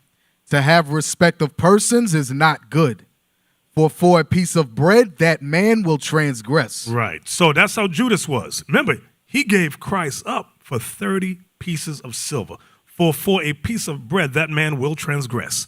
To have respect of persons is not good. Why? It says, the word for means because. For a piece of bread that man will transgress. That's why you got to know what people have need of. They will sell you out quickly. Okay? That's disloyal. Disloyal. Watch this. Give me chapter 29 and verse 16. Proverbs chapter 29, verse 16. When the wicked are multiplied, transgression increaseth, but the righteous shall see their fall. Understand that when the wicked are multiplied, transgressions increase, but the righteous shall see their fall. Okay, no matter if we get the short end of the stick, I always tell brothers, they'll have a problem with somebody, and it will look as if the wicked have won the battle. And they'll call. I said, bruh, I remember, I forgot the brother with the little arm that was in New York. He had a big afro. I forgot his name. He called me. He said, this brother, it was Deacon such and such that's gone. He's wicked as hell. He ain't right. I said, do you have any proof of what you're saying? He says, no. I said, well, do me a favor. Because I don't choose. I'm in New York. They was in, where was that at? Here, Dallas, Texas. I said, you have no proof to what you're saying? I said, you believe in the Most High? He goes, yes. I said, well, be quiet. Let the Lord deal with this. I said, because if a man is wicked, surely he can't hide. It's going to come out. Just be patient. Next Saturday comes. You also remember, you remember that? The brother couldn't contain himself. He stands up, cursing the deacon out. The deacon said, you got any witnesses? No. So then the deacon, the captain, the officers that was in Dallas threw that nigga out, threw him out to school. He going to call me up crying. I said, bruh, you did not listen to my counsel. I told you, if you believe in the Most High, just endure, be silent. But you decided you wanted to attack the man. So now months later, maybe a year, all hell broke loose with that particular. And I said, hey, remember what brother so-and-so said? He was right. This is what he was saying. But at that time, there was no evidence. It came out much later. And that's what brothers and sisters need to understand. You may see something, but nobody else see it. Remember the issue with the other elder that was here? I saw things. I said, if I tell these deacons what I see in this man, they're going to think I have a evil eye towards them. I said, I'm going to be quiet. I'm not going to say nothing. I said, I'm going to put it in God's hand. Sure enough, he railed up one day, and then y'all saw it for yourselves. And they would say, Bishop, you knew he was like that. I said, yeah, I knew he was like that. You had to see it for yourself. Because if I tell you, you're not going to believe me. You may think I'm the devil for even saying it. Some things you got to just sit back and let the Lord reveal it. In time, it's going to come if you believe on the Most High. I hit it again. Bam. Read that again. Proverbs 29:16. Proverbs chapter 29, verse 16. When the wicked are multiplied, transgression increases. I give you another example. Here in Dallas, Texas, there was a brother. Remember, I got to talk about Coach D. You know y'all favorite Coach D. Coach D. Coach Dangalang. This guy, a brother called me about him and said, now it was a brother, he ain't here no more. He said, Coach D, he uses Hebrew name, but I'm just saying Coach D. Coach D is the devil. He ain't right. I said, bro, do you have any evidence? I'm in New York. I don't know what's going on over there in Dallas.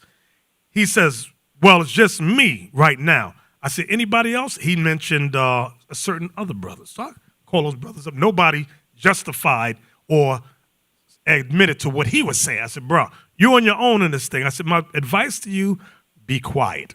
I said, because right now it's only you. I said, if you believe in the same thing, same advice, if you believe in the Lord, leave it alone. He goes, nah, I got to leave. He leaves. He don't come back.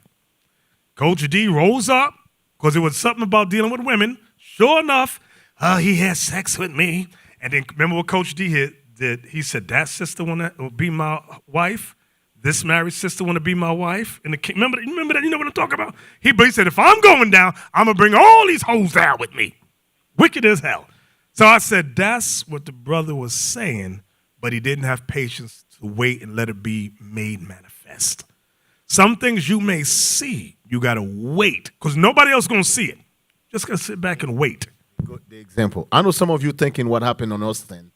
None of us pick it up. That's not true. We just never said nothing. For years, Deacon Labaka, myself, Deacon Malakaya, we know what was going on in Austin. Many years, as Bishop, we go to Bishop, we say, hey, we got to take Austin down. Bishop say, nope, don't do it. Leave it alone. Every Passover, I come to you. I was like, Bishop, we got to do something about Austin. This camp right there, they got a heavy, heavy covetous spirit. Bishop said, no, leave it alone. I'm telling you, it's going to manifest. That's exactly what happened. So we listen. We say, okay, we leave it alone. But we see it coming. I know some people thinking, oh, yeah, this thing. No, we know it was coming. We just never said nothing. We just wait. 'Cause the spirit of covetousness, it's an internal sin. It's something you desire. They were all about money. So my train of thought, the spirit was showing me if they took the leadership down, the leadership could easily say, we were doing Black Wall Street. You got original royalty in there. They could have easily threw the boomerang back, pop out. We'd have been like, oh, shoot. I knew it was deeper than that. I said, there's something else, but it's not manifest yet. Because then they could have went to the other camps and said, you see how they wicked? They took us down for making money. They jealous. I said, okay, and that whole thing in Austin blew the hell up. Now all of a sudden, you was right. But we had to wait. Be patient. It's going to manifest itself. Everybody understand that? Sure you do. Sure you do. Sirach 13:15. Disloyalty breeds disloyalty. So don't think you're going to be disloyal and then get loyal brothers with you. No. There's an old expression on the streets. There's no honor among thieves. You ever heard that? So you're going to show yourself disloyal. Then you're going to get a group of brothers, and you honestly think they're going to be loyal to you. You crazy. It's never going to happen. You see it in these gangster movies. You see it in mob movies all the time. But for some reason, we come in the truth, and we think, yeah, I can be the devil and be disloyal. I'm going to get a group of brothers with me, and they're going to be loyal to me. It don't work like that. Read that, Sirach 13:15. Sirach, Ecclesiasticus, chapter 13, verse 15. Every beast loveth his like. You see that? Every beast loveth his. If you a thief, you like thief brothers. If you a whoremonger, you like whoremonger brothers. If you's a liar, you like lying brothers. I'll give you an example. Oklahoma. We threw about 3 or 4 brothers on the Sabbath. They at the strip club. Now I said to myself, how in the hell did 3 or 4 brothers manage all together to show up at the strip club together? Contingency talk. It's called, Deacon Nathanyel calls it contingency talk. You know how you sit around, you be just talking. You remember that? Anybody ever see that strip club on such and such a place? The next brother go, yeah, I remember that thing. This brother go, oh yeah, that strip club, yeah, that thing was bad, God. Yeah, man, them girls is hot. Whoa! And this brother here, yeah, man. And then I go, let's go. Because he would join in the conversation. He joined in it. He joined into it. And then I said, hey, how about we go? So if anybody buck up, I could easily say, I was just joking. You know, I'm just kidding. I didn't mean that. Contingency talk. But he liked it. Then I threw it out there. We all decided, let's go to the strip club. That's contingency. That's how it works. So liars love liars. Thieves love thieves. Whoremongers love whoremongers. Okay, read that again. Every beast loveth his like, and every man loveth his neighbor. All flesh consorteth according to kind. That's what I wanted. All flesh consorteth to whatever kind you is, you're going to consort. You're going to hook up with people like that. Bishop. You covetous? I need covetous brothers around me because I want to make that money. That's how the money in Austin. That's how it was. If you wasn't covetous like that, you could not roll with Austin. Okay? Everybody was make that money. And I mean, they was making big. When I sat down and heard the numbers, I was like, y'all was making money like that? The hell is this? Bishop, I remember Bezalel always had a spirit of being lazy and self-willed. All the way from New York, I heard about his behavior. And when I heard he was moving to Texas, I'm like, So anyways, he ended up one day, I come to the school for the new moon, and he in there with the, Cash-a-lakia. He up in there. And I said to myself, how these men meet each other? How y'all come up together? So he come all the way from New York to meet him in Houston to mesh and make a business. When he was in New York, this is the spirit he had. He always found out who got money and get close to them. And he ended up moving to the house. He always have that spirit, even in New York. IUIC used to pay this brother rent almost every month. Yeah. That's how he always had that spirit. Hey, but he could cook good. So he would butt everybody up with his food. He go, You be mad at him. He go, oh, I made this sandwich for you. And you be like, that thing is good. And you forget what you're mad at him about. Or he would do some art, because he's a great artist. I can't take that from him. We'd be ready to yell at him. Hey, you, get over here. Then he comes up, oh, look at this art I did. And I go, oh, wow. Hey, come look at this. Hey, come. And yo, that thing, I hit it again. On the iPad. I said, yo, that thing is bad. On the iPad, right. And then they would be mad. But I'd be, leave him alone. Leave this brother alone. He all right. That dude turned up to be the devil. Yeah, the devil. He's the devil. We always caught into him. I mean, let's listen. The problem I had with him is he always hold us hostage. We did a video. The brother give us the video next year. We did one Passover. We ain't seen the Passover video until next year. Be like, yo, what the hell's wrong with you? The whole year didn't do nothing. Now we got, for example, we got the men conference. Before we even leave the men conference, the brother already got the video. Exactly. You see how much I replaced that dude? Yep. He used to tell us how much I said, okay, I'm going to do something with this dude. And it's like the artwork. See how the Most High get down. The Most High has a sense of humor. Replace it with another brother who has the same name, the same Hebrew name. Right, same name. That's irony right there. Where was we at, Lemuel? Sirach Ecclesiastes chapter 13, verse 16. All flesh consorteth according to kind, and a man will cleave to his like. I'll give you another example. You ever notice, we'll tell a sister, for example, she comes in, we'll say, join Titus 2 chat, find a senior sister to counsel with. Sister goes, she looks around, and she'll see another sister that came in with her. She's my counselor. I'm like, who's your counselor? Her. The sister that just came in with you yesterday? Yes. Are you retarded? How is she going to counsel you? She don't know no scriptures. You don't know no scriptures. But this is what they do, because they know the senior sister will check them and say, no, don't do this, don't do that. This is how you do it. Some of them, these young ones don't want that thing. I see with brothers too. Brothers come in, they don't want to talk to the senior men. They want to talk to their peer. Remember what Rehoboam did. When the older men told him counsel. I don't know what I'm talking about because y'all don't read 4 chapters a day. Anyway, King Solomon's son, Rehoboam, didn't listen to the counselors that Solomon set up, his daddy. He said, I'm going to go to my peers. And his peers gave him wrong kid millennial counsel and caused the whole nation to split into 2. That's what happens. That's what we see going on. So, did you finish that verse, Lemuel? Yes, sir. All right, so now, write this down also. I hope y'all been writing stuff down. Loyalty does not join or create factions. I'm going to say it again. Loyalty does not join or create factions. I'll give you an example. 1 Corinthians chapter 1.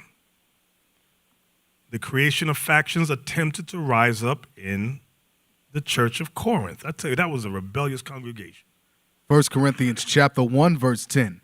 Now I beseech you, brethren, by the name of our Lord Jesus Christ, that ye all speak the same thing, and that there be no divisions among you. You see that? That there be no divisions among you.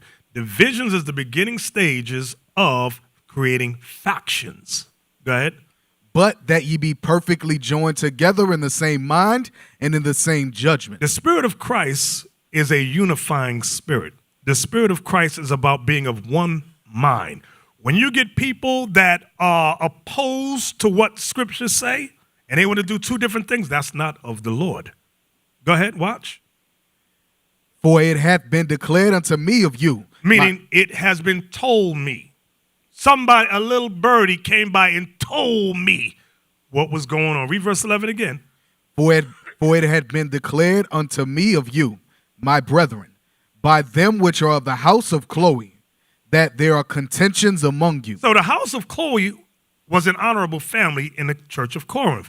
They were reporting to Paul. Yes, that's right. They were snitching. They said, I'm going to tell what y'all doing out here in Corinth.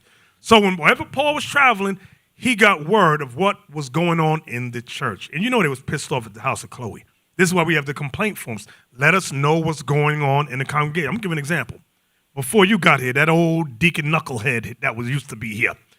I come in, And maybe some of the ones, senior ones may know what I'm talking about.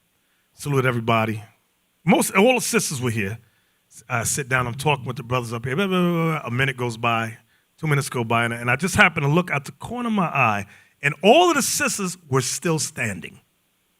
So I said, I didn't know what was going on, so I continued talking, blah, blah, blah, because we're not having class. We just talk. 2 minutes go by, 3 minutes go by, 5 minutes. So I look again, they're still standing. I go, excuse me. I said, sisters, why are y'all still standing? They said, we're not allowed to sit down until the last male comes into the school. I said, you're not allowed to sit down until the last male comes. I said, in the minutes, I said, where'd you get that from? We don't teach that. They said, Deacon Knucklehead over there. I said, bro, you making up your own rules? I said, that's called abuse. I said, look at these. You think these women going to be standing for an hour till the last Negro walk up in here? That's called, what is it, what did Christ say? You put burdens on the people. I said, don't do that, bro. Don't roll like that. And that was the beginning of the end for him. Because then I said, I got to keep my eye on this dude. This dude getting reckless out here. Okay, where we at? 1 Corinthians chapter 1, verse 11. Go ahead, read it again. For it hath been declared unto me of you, my brethren, by them which are of the house of Chloe, that there are contentions among you. Contentions among you, meaning arguments. Watch this. Remember, divisions and contentions. Go ahead. Now this I say, that every one of you saith, I am of Paul. So some of the Corinthians said, listen, I'm a follower of Paul. Go ahead. And so I am of Paul, and I of Apollos. Another group of them was saying, well, I love Apollos better. I like the way Apollos teaches. I follow him. Go ahead. And I of Cephas. And another group said, I'm of Cephas, meaning Peter. I follow Peter. So that, look at it. I want you to look at that. You had a group following Paul, a group following Apollos, and a group following Cephas. Go ahead. And I of Christ. And another group said, listen, I don't follow no man. I only follow Christ. So that is, how many factions is that? You got 1, 2, 3, 4 groups in this one church. Watch. Go ahead. Is Christ divided? Right. The spirit of Christ is not a spirit of division. Understand that. If the black and brown man can understand that, we'll be a little bit better off. Christ is not about division. That's what Paul said. Is Christ divided? Go ahead. Was Paul crucified for you? He says, was I crucified for you? Go ahead. Or were ye baptized in the name of Paul? Were you baptized in the name of Paul? Go ahead. I thank God that I baptized none of you, but Crispus and Gaius, lest any should say that I had baptized in mine own name. And I baptized also the household of Stephanus. Besides, I know not whether I baptized any other. So the point of this, Paul was trying to put them all in that one-mindedness again because they were all divided.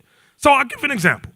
Amongst the bishop, the deacons, everybody has a favorite teacher. And I hit it again. I don't know why I keep hitting this thing. And there's nothing wrong. You will have teachers that you favor over others. But they took it another level. They were like, no, I'm not listening to nothing Cephas says, or who else was there? Or Apollos. They said, this one group said, I only listen to Paul. That's why Paul said they're all in the same spirit. And when you read down, where is it at? Where it says Apollos watered, where's it planted? Where's that at? Somebody help me. 1 Corinthians, yes. Go to 1 Corinthians 3. Start at verse 3, and we're going to go down. Watch. This is continuing from chapter 1. Go ahead. 1 Corinthians chapter 3, verse 3. For ye are yet carnal. Start at 2. Verse 2.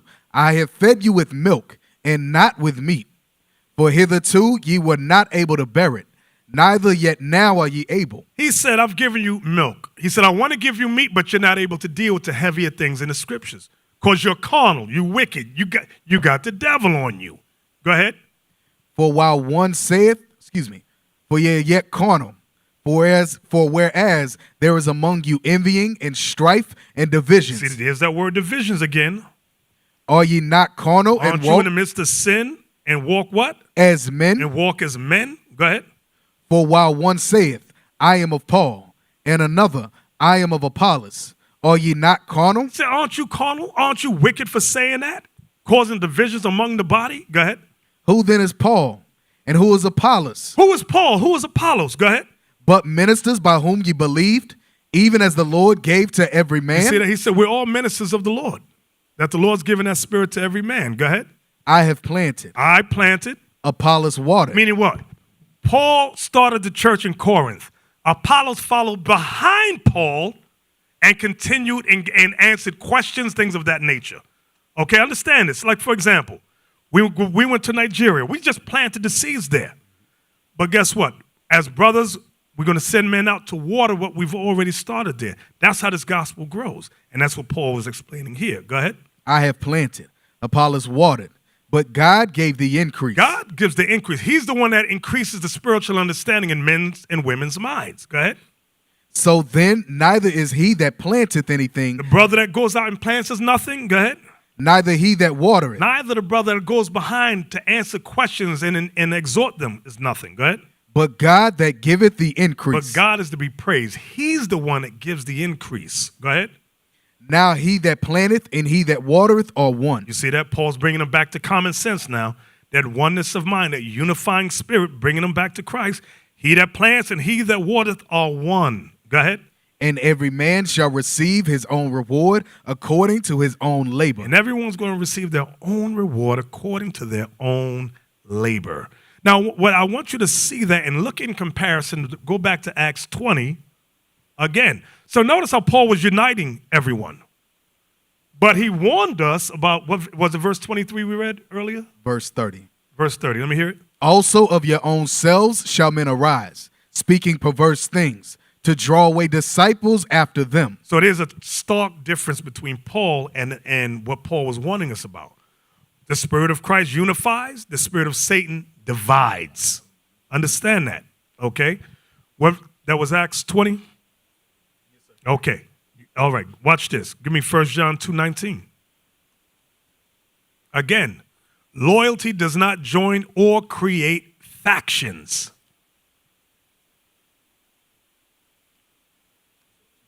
(2:19). 1 John chapter 2, verse 19. They went out from us, but they were not of us. For if they had been of us, they would no doubt have continued with us.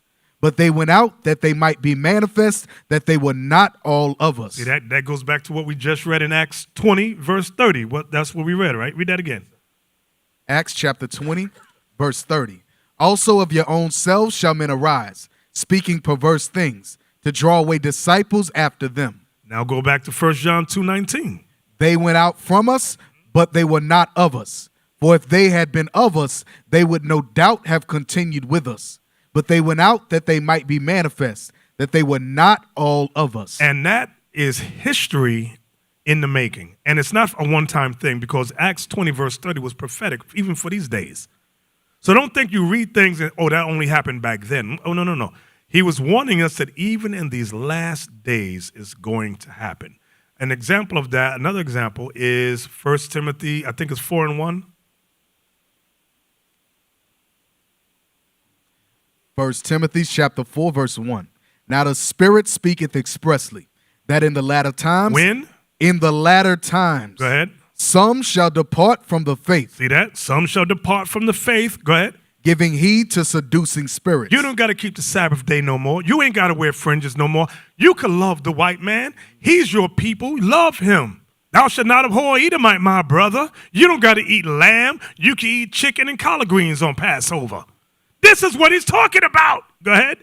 Giving heed to seducing spirits and doctrines of devils. So we'll read these things, and although it says in the latter times, we think it's talking about back then. No, it's talking about these days today, right now. Men and women come in this truth, they get offended, they got that disloyal spirit, then they bounce, and they do what we just read here. Look at number 16. Deacon Malachi was talking about this all night. Number 16, one down. Numbers chapter 16, verse 1. Now Korah, the son of Izhar, the son of Kohath, the son of Levi, and Dathan, and Abiram, the sons of Eliab, and On, the son of Peleth, sons of Reuben, took men, and they rose up before Moses, with certain of the children of Israel, 250 princes of the assembly. Notice it, 250 princes, not regular men. They were princes in Israel, meaning what? Captains. They were high-ranking officers. That's what it means by princes. Go ahead. Famous in the congregation. And these men were famous in the congregation. Go ahead. Men of renown. Everybody knew their name. Go ahead. And they gathered themselves together against Moses and against Aaron. You see that? They gathered themselves against Moses and against Aaron. Go ahead. And said unto them, Ye take too much upon you, seeing all the congregation are holy. Seeing everybody in Israel is holy. Go ahead. Every one of them. Every one of them. Go ahead. And the Lord is among them. And the Lord is among them. Go ahead. Wherefore then lift ye up yourselves above the congregation of the Lord? Why do you set yourselves up as leaders? So what are they saying? They were saying we're all the same. Remember how we started the class? Where John said Christ is preferred before me. That's the truth. Here during the time of Moses, they said we're all holy. We're all equal in the sight of the Lord. When you read down this whole thing, God said, no, you're not all equal. And God killed those 250 princes. Why? Because and it's a smoke screen. When people say we're all the same, we're all equal, like that's what Weasel said. Weasel said we're all the same. So you got to ask the question, then who's teaching class there? Somebody got to be the teacher. Somebody has to be the student. Unless all of y'all are teaching at the same time. No, that's game. That's called I got game. What are you going to say? So whenever you see videos of people saying there should be no rank, that's the same thing. The Bible is always about rank and order. Always. Hey, give me that in Titus 1. Titus 1. You know what's so crazy, Bishop? Some of these brothers was in the military. Yes, that was shocking to me. Some of these brothers that's teaching this was in the military. Mm-hmm. And is some military, is everybody the same? It's like the congressman or the senator rise up and say, oh, we and the president is the same. No, that's why they call him president. That's why they call you a senator. That's why they call you a congressman. That's why they call you a governor, a mayor, a police officer. They are not the same. If there's the same, if all of them is the same, where's the order? There is no order. Exactly. Read that Titus 1 and 5. Titus chapter 1, verse 5. Listen closely. For this cause left I thee in Crete, that thou shouldest set in order the things that are wanting, and ordain elders in every city, as I had appointed thee. You know what that word elders translates to? Soldiers, officers, captains. They're just using different words here in the Greek from the Old Testament, which was written more so in Hebrew. Okay? In the Old Testament, you had captains, officers, soldiers, so forth and so on. The New Testament, they use the one word, elders, to cover bishops, deacons, whether captains, officers, soldiers. They use that word, elders. There's always been, it's all through the whole Bible, there's rank, there's order. Okay? But black and brown people, I don't know what's wrong with us. We get, whoo! No, well, everybody's the same. Everybody's the same. So how come when you go to school, when you went to school, you didn't tell a teacher, you can't teach me, we're all the same? Nobody does that. We get crazy. We come in this truth, we lose our minds. Give me 2 Samuel 15:11. Again, loyalty does not join or create factions. 2 Samuel 15, verse 11. 2 Samuel chapter 15, verse 11.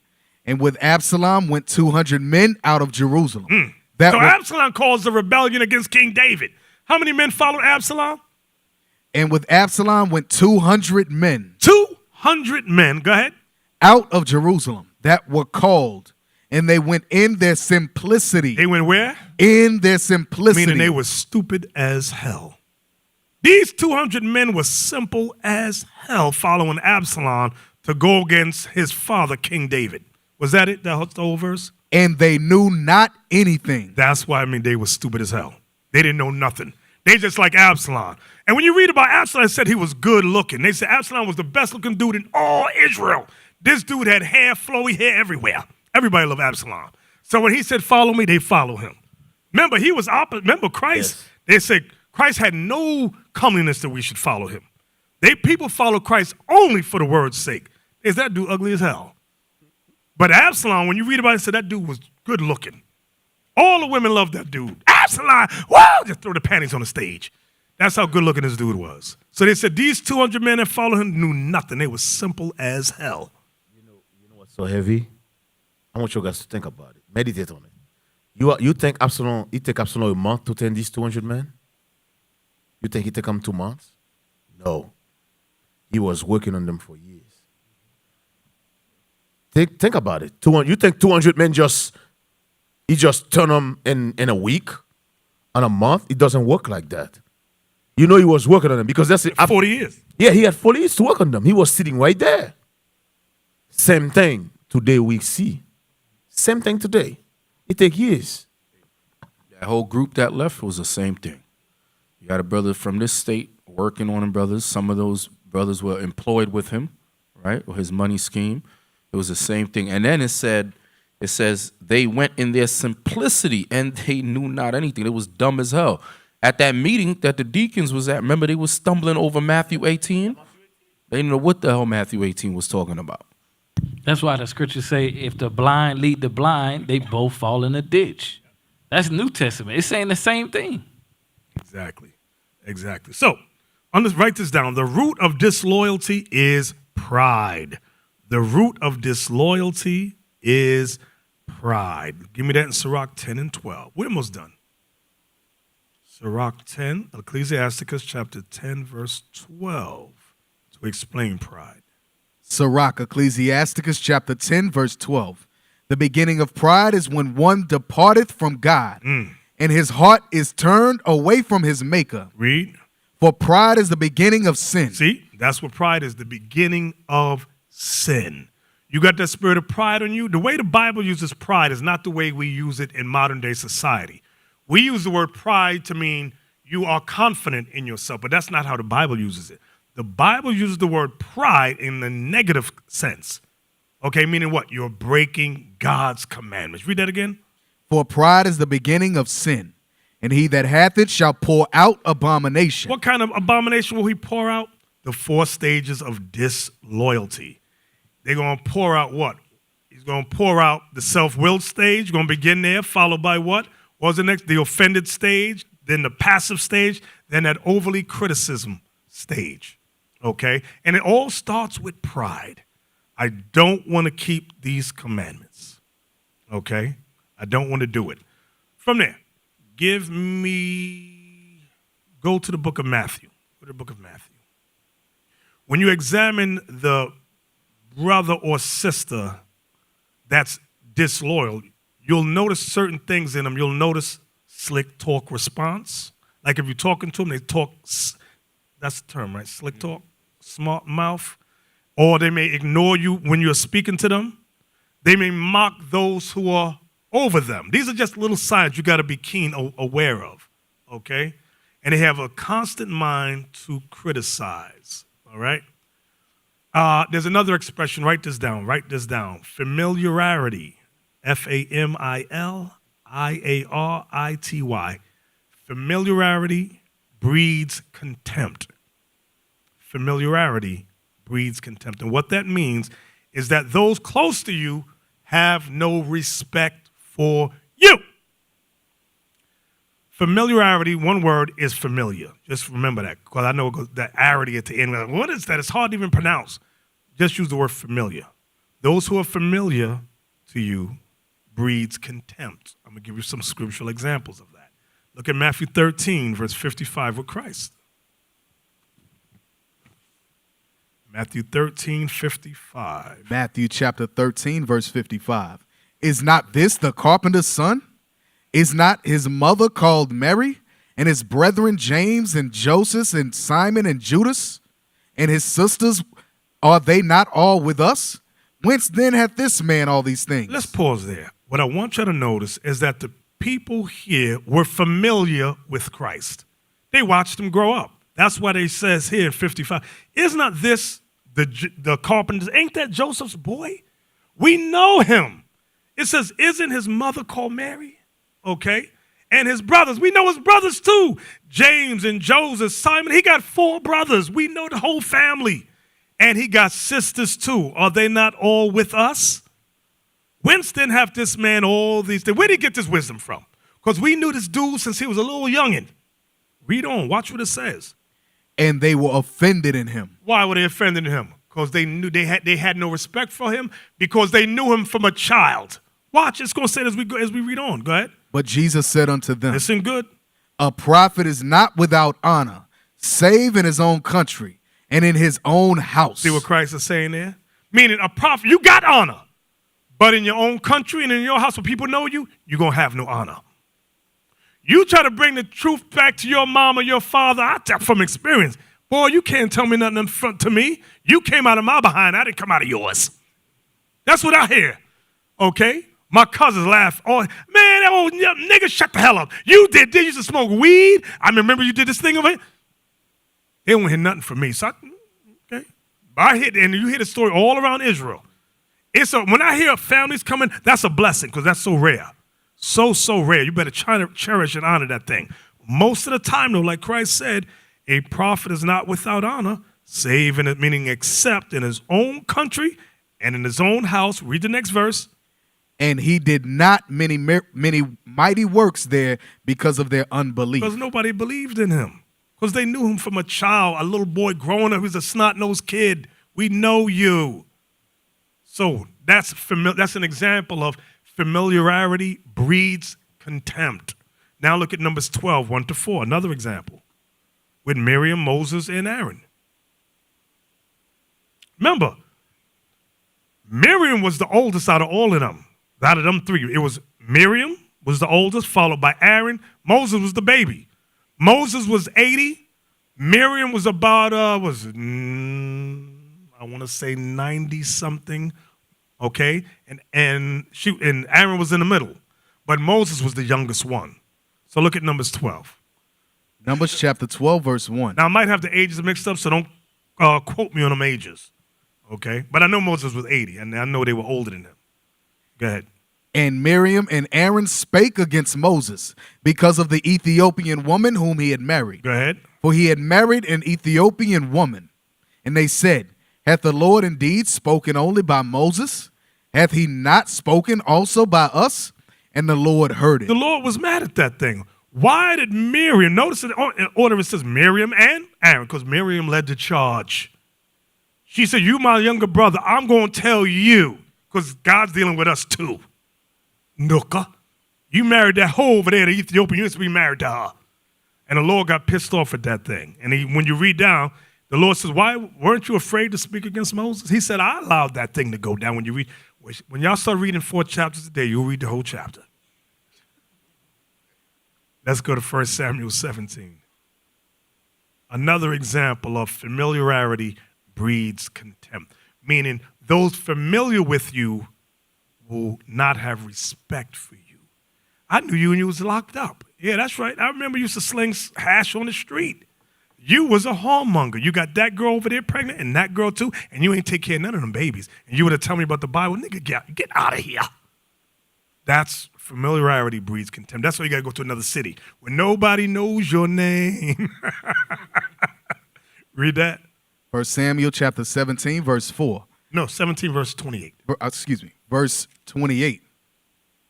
And Eliab, his eldest brother, heard when he spake unto the men. Let me set it up for you. Since y'all don't read the 4 chapters, I'm going to set it up for you. Goliath is in the valley challenging the Israelites, and Israel was scared as hell because Goliath of Gath, how tall was that dude? Like 15 feet? 13, whatever it is. Huge. Everybody's scared of that Hamite. Everybody's scared to death of this dude. So here comes David. He's a young boy, possibly in his teenage years. He comes up to bring his brothers food. Now, verse 28, read that. And Eliab, his eldest brother, heard when he spake unto the men.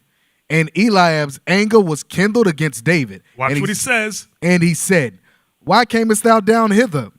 And with whom hast thou left those few sheep in the wilderness? I know thy pride. I know your pride. Go ahead. And the naughtiness of thine heart. And the naughtiness of your heart.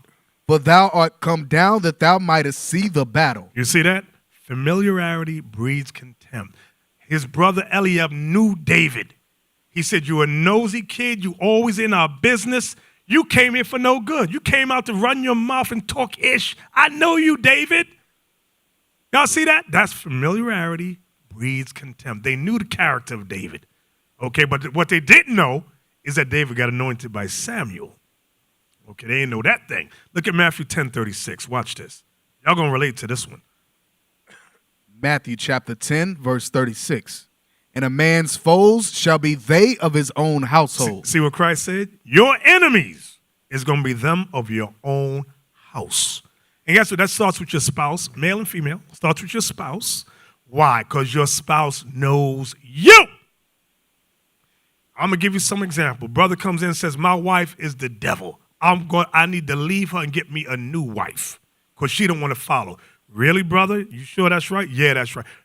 Do me a favor, bring your wife. Wife comes up. He's bringing up complaints against her. She's quiet. She's sitting there. Brother, you finished? He goes, yeah, I'm finished. Go ahead, sister. Is that true what he said? She said, yeah, all of that is true, but I'm going to tell you why. I'm going to tell you what's going on. The nigga still smoke weed in the house. He be bringing bitches by the house. He didn't tell you that, did he? I said, bro, you doing that? It ain't about me. No, bro. You was just saying she's wicked and she don't want to do the commandments. She's explaining she ain't doing the commandments because of your bad example in the house. So you need to be patient. Now sit your behind down. And that's what we see. We've seen it many a time. Brothers, and we've seen sisters do it too. Remember the sister that wanted another husband? She started talking to another brother at the school. She said, oh, my husband don't want to keep the commandments. So I need me another. I said, hold on. Where's your husband? He ain't here. He don't want to come. I said, do me a favor. Bring him next week. He comes next week. So what's going on with, your wife is saying that you got problems in the house. He says, no. She says, we have no problems, and I do want to keep the commandments. She got a whole spirit. He said, she's always had a whole spirit. She said, from when we met, she always liked to bounce around, but I told her, you're going to marry me, we got to settle down. Said, sis, you understand what he's saying? You can't bring your whorish ways into this truth. And she tried to just weasel around. And he was saying he wasn't coming to the school because of her actions at home. She still be text messaging thing. So we said, sis, can you check that spirit? Said, all right, give us some time. Don't be quick. Have you laid with anybody? No, she hasn't. Okay, fine. Y'all work this thing out. We'll bring this up again a couple of months from now. So read the verse again. Matthew chapter 10, verse 36. And a man's foes shall be they of his own household. Though those in your own house know you. A lot of us, maybe some of y'all married in the truth. Most of us did not. We married in the world, okay? Me and my wife used to hang out. We used to go to her and her girlfriends. We all hang out together. And say, hey, anybody ever been to 42nd Street in New York? Before they fixed it. Have you ever been there? When it was nasty. Pimps, hoes everywhere. That was the hangout spot. Strip club, we would squeeze in this booth and have the strippers going. Wait a minute. Anyway, that's another story. But you can't be quick to leave real cause she know you and you know her. So y'all got to try to work this thing out. So all praise, we got our minds right. We got minds right. We ain't doing XYZ no more. All praise to the Lord. But that's what Christ was saying. Read it again. And I start digressing. Y'all got to bring me back on track. Go ahead. And a man's foes shall be they of his own household. Man's foes should be they of his own house. So that goes for your spouse and your children. Some of y'all got grown children, and your grown children don't want to hear the truth because they know you. Daddy, you done stepped out on Ma so many times. Come on, man, this is Bible SH. I don't want to hear this. You were disrespectful to my mother. You did this, you did A, B, and C. I know you, man.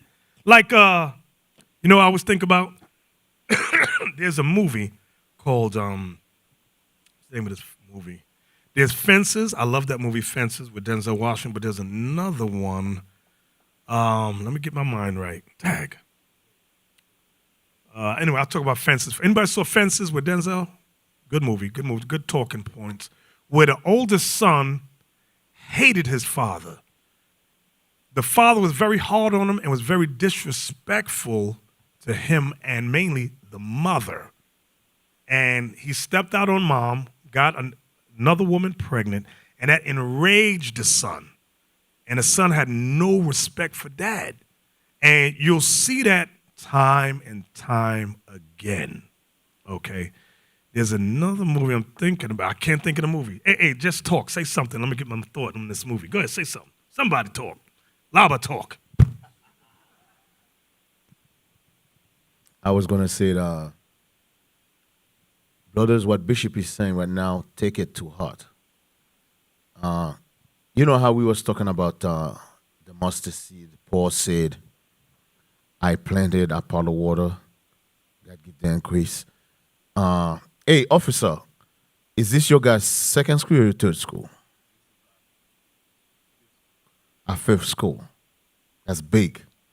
You know why it's big? Some of you might think when you go out every Saturday, you're passing flyers, you think it's not making an effect. Oh, yes, it does. How do you know? That's your fifth school. If it didn't make an effect, right, you could have been at your first school. So that's saying when you're passing those flyers, when you're teaching, the seed you planted, keep in mind. Remember, I give you an example about how if you put a seed down, the seed don't go in one day, right? Because I remember, for example, Atlanta. I remember you guys teaching Atlanta years ago. Before Atlanta years ago, you wasn't even with IUIC wasn't even start yet. I saw a video, old video. You guys wasn't. We went out there Yeah. twice. Once when we were with a school called 12 Tribes. Oh, that was a terrible school. I hated that school. Then when we became IUIC, I think 4 of us went out there. Yeah, went out there, and then later on, the deacon I was Shakia and Deacon Aitan, we went over there. But the seed was planted. Because by the time I moved over there was already a couple of brothers over there. The point is, the seed is there. When you're teaching, you see the word come out, the seed is there. It might not be time for that. Remember, the scripture said, time and chance give to every man. All of us not going to call at the same time. But that doesn't mean the seed is not there. Some of you, you heard this truth probably 10 years ago. Why are you only coming now? Because it wasn't time for you yet. That's why Paul said, I planted, Apollo water, God give the increase. So now, Bishop just went to Nigeria. They're planting their seed. They're planting their seed. Somebody else is going to come and water it. And God going to give the increase. 10 years from now, those African countries might have some of the biggest school. Remember, there's just a lot of jerks over there. You never know. And you might be like, damn. But people, there's an old say in Haiti that people always want to come when the food are already prepared. Nobody want to help prepare the damn food. And they always question, oh, the food tastes good. Well, brother, guess what? Somebody had to go in the damn kitchen and prepare it. He didn't just prepare itself. So we all got to put our hand and prepare that food. So when it's time to eat, everybody's like, damn. Because that's why Christ talk about producing fruits. Some produce 10 for 24. Because some brothers just want to learn and just stay home. What is the purpose of your learning? You got to go out there and plant that seed. One flyer, you won't believe what one flyer you pass, how much an effect that's going to make. Just one flyer. I had one flyer when I was working at a print shop. A high school friend of mine came in for a print job. I said, hey, I ain't seen you in a long time. I said, what you printing? He gave me a flyer. It was a jacked up flyer. But I looked at it. It said, Christ is black with a scripture. Don't celebrate Christmas, Jeremiah. I said, hey, what is this about? Because at that time I was into Kemet. I was following Kemet stuff. I said, what do you mean Christ is black? I said, Christ is white. He said, no, bro. He said, Christ is black. I said, show me. I didn't have a Bible. I said, show me that because I think there's a bunch of crap. So after work, he came by and he showed me. And I asked him to come by my job every day for 5 days. Then I said, you got to teach me more. He said, no, you got to go to the school. So that's when I went to the school and I brought my wife. She was rebellious as hell. But she came and we sat down and we learned. I was over one flyer. One flyer. Now look, I hit it again. Look at last scripture. Look at Jeremiah chapter 20, because I can't remember the movie either. Jeremiah 20. And if y'all get a chance, look at the movie Queen and Slim. Y'all saw that? How many saw it? Raise your hand. But y'all don't read 4 chapters a day. You see that, Isaac? You see this?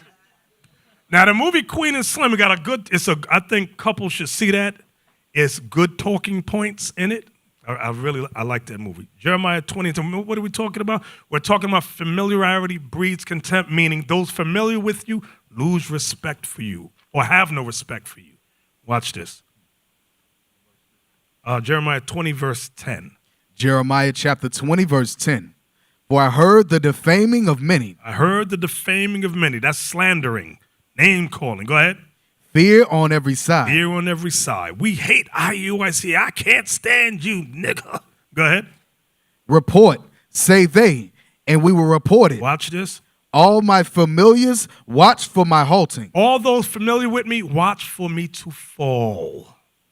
That's what Jeremiah is saying. And this is what you're going to see. In this truth, everybody that's familiar with you, that knew you from years and years, they're waiting for you to fall. Because they don't believe. They said, no. I know him. He ain't right. Just watch. He going to fall. He going to give up that crap, that Bible crap soon. That's what he's saying. All my familiars watch for my halting. Go ahead.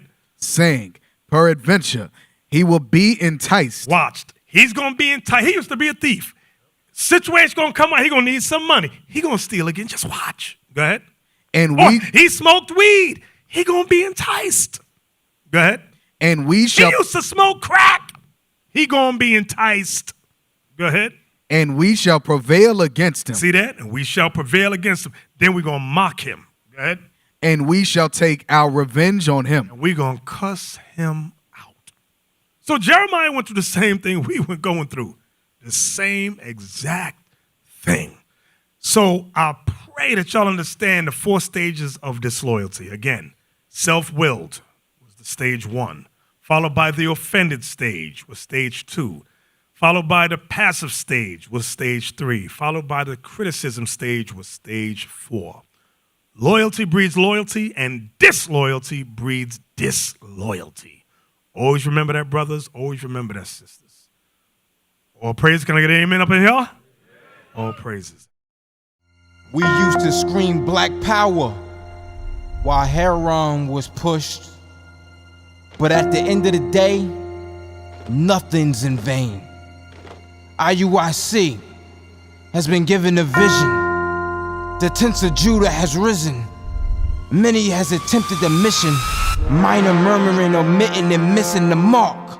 Just reading that he had the flame of fire in his eyes gave us the spark. We on Paul's mission. We out on the road, purple and gold.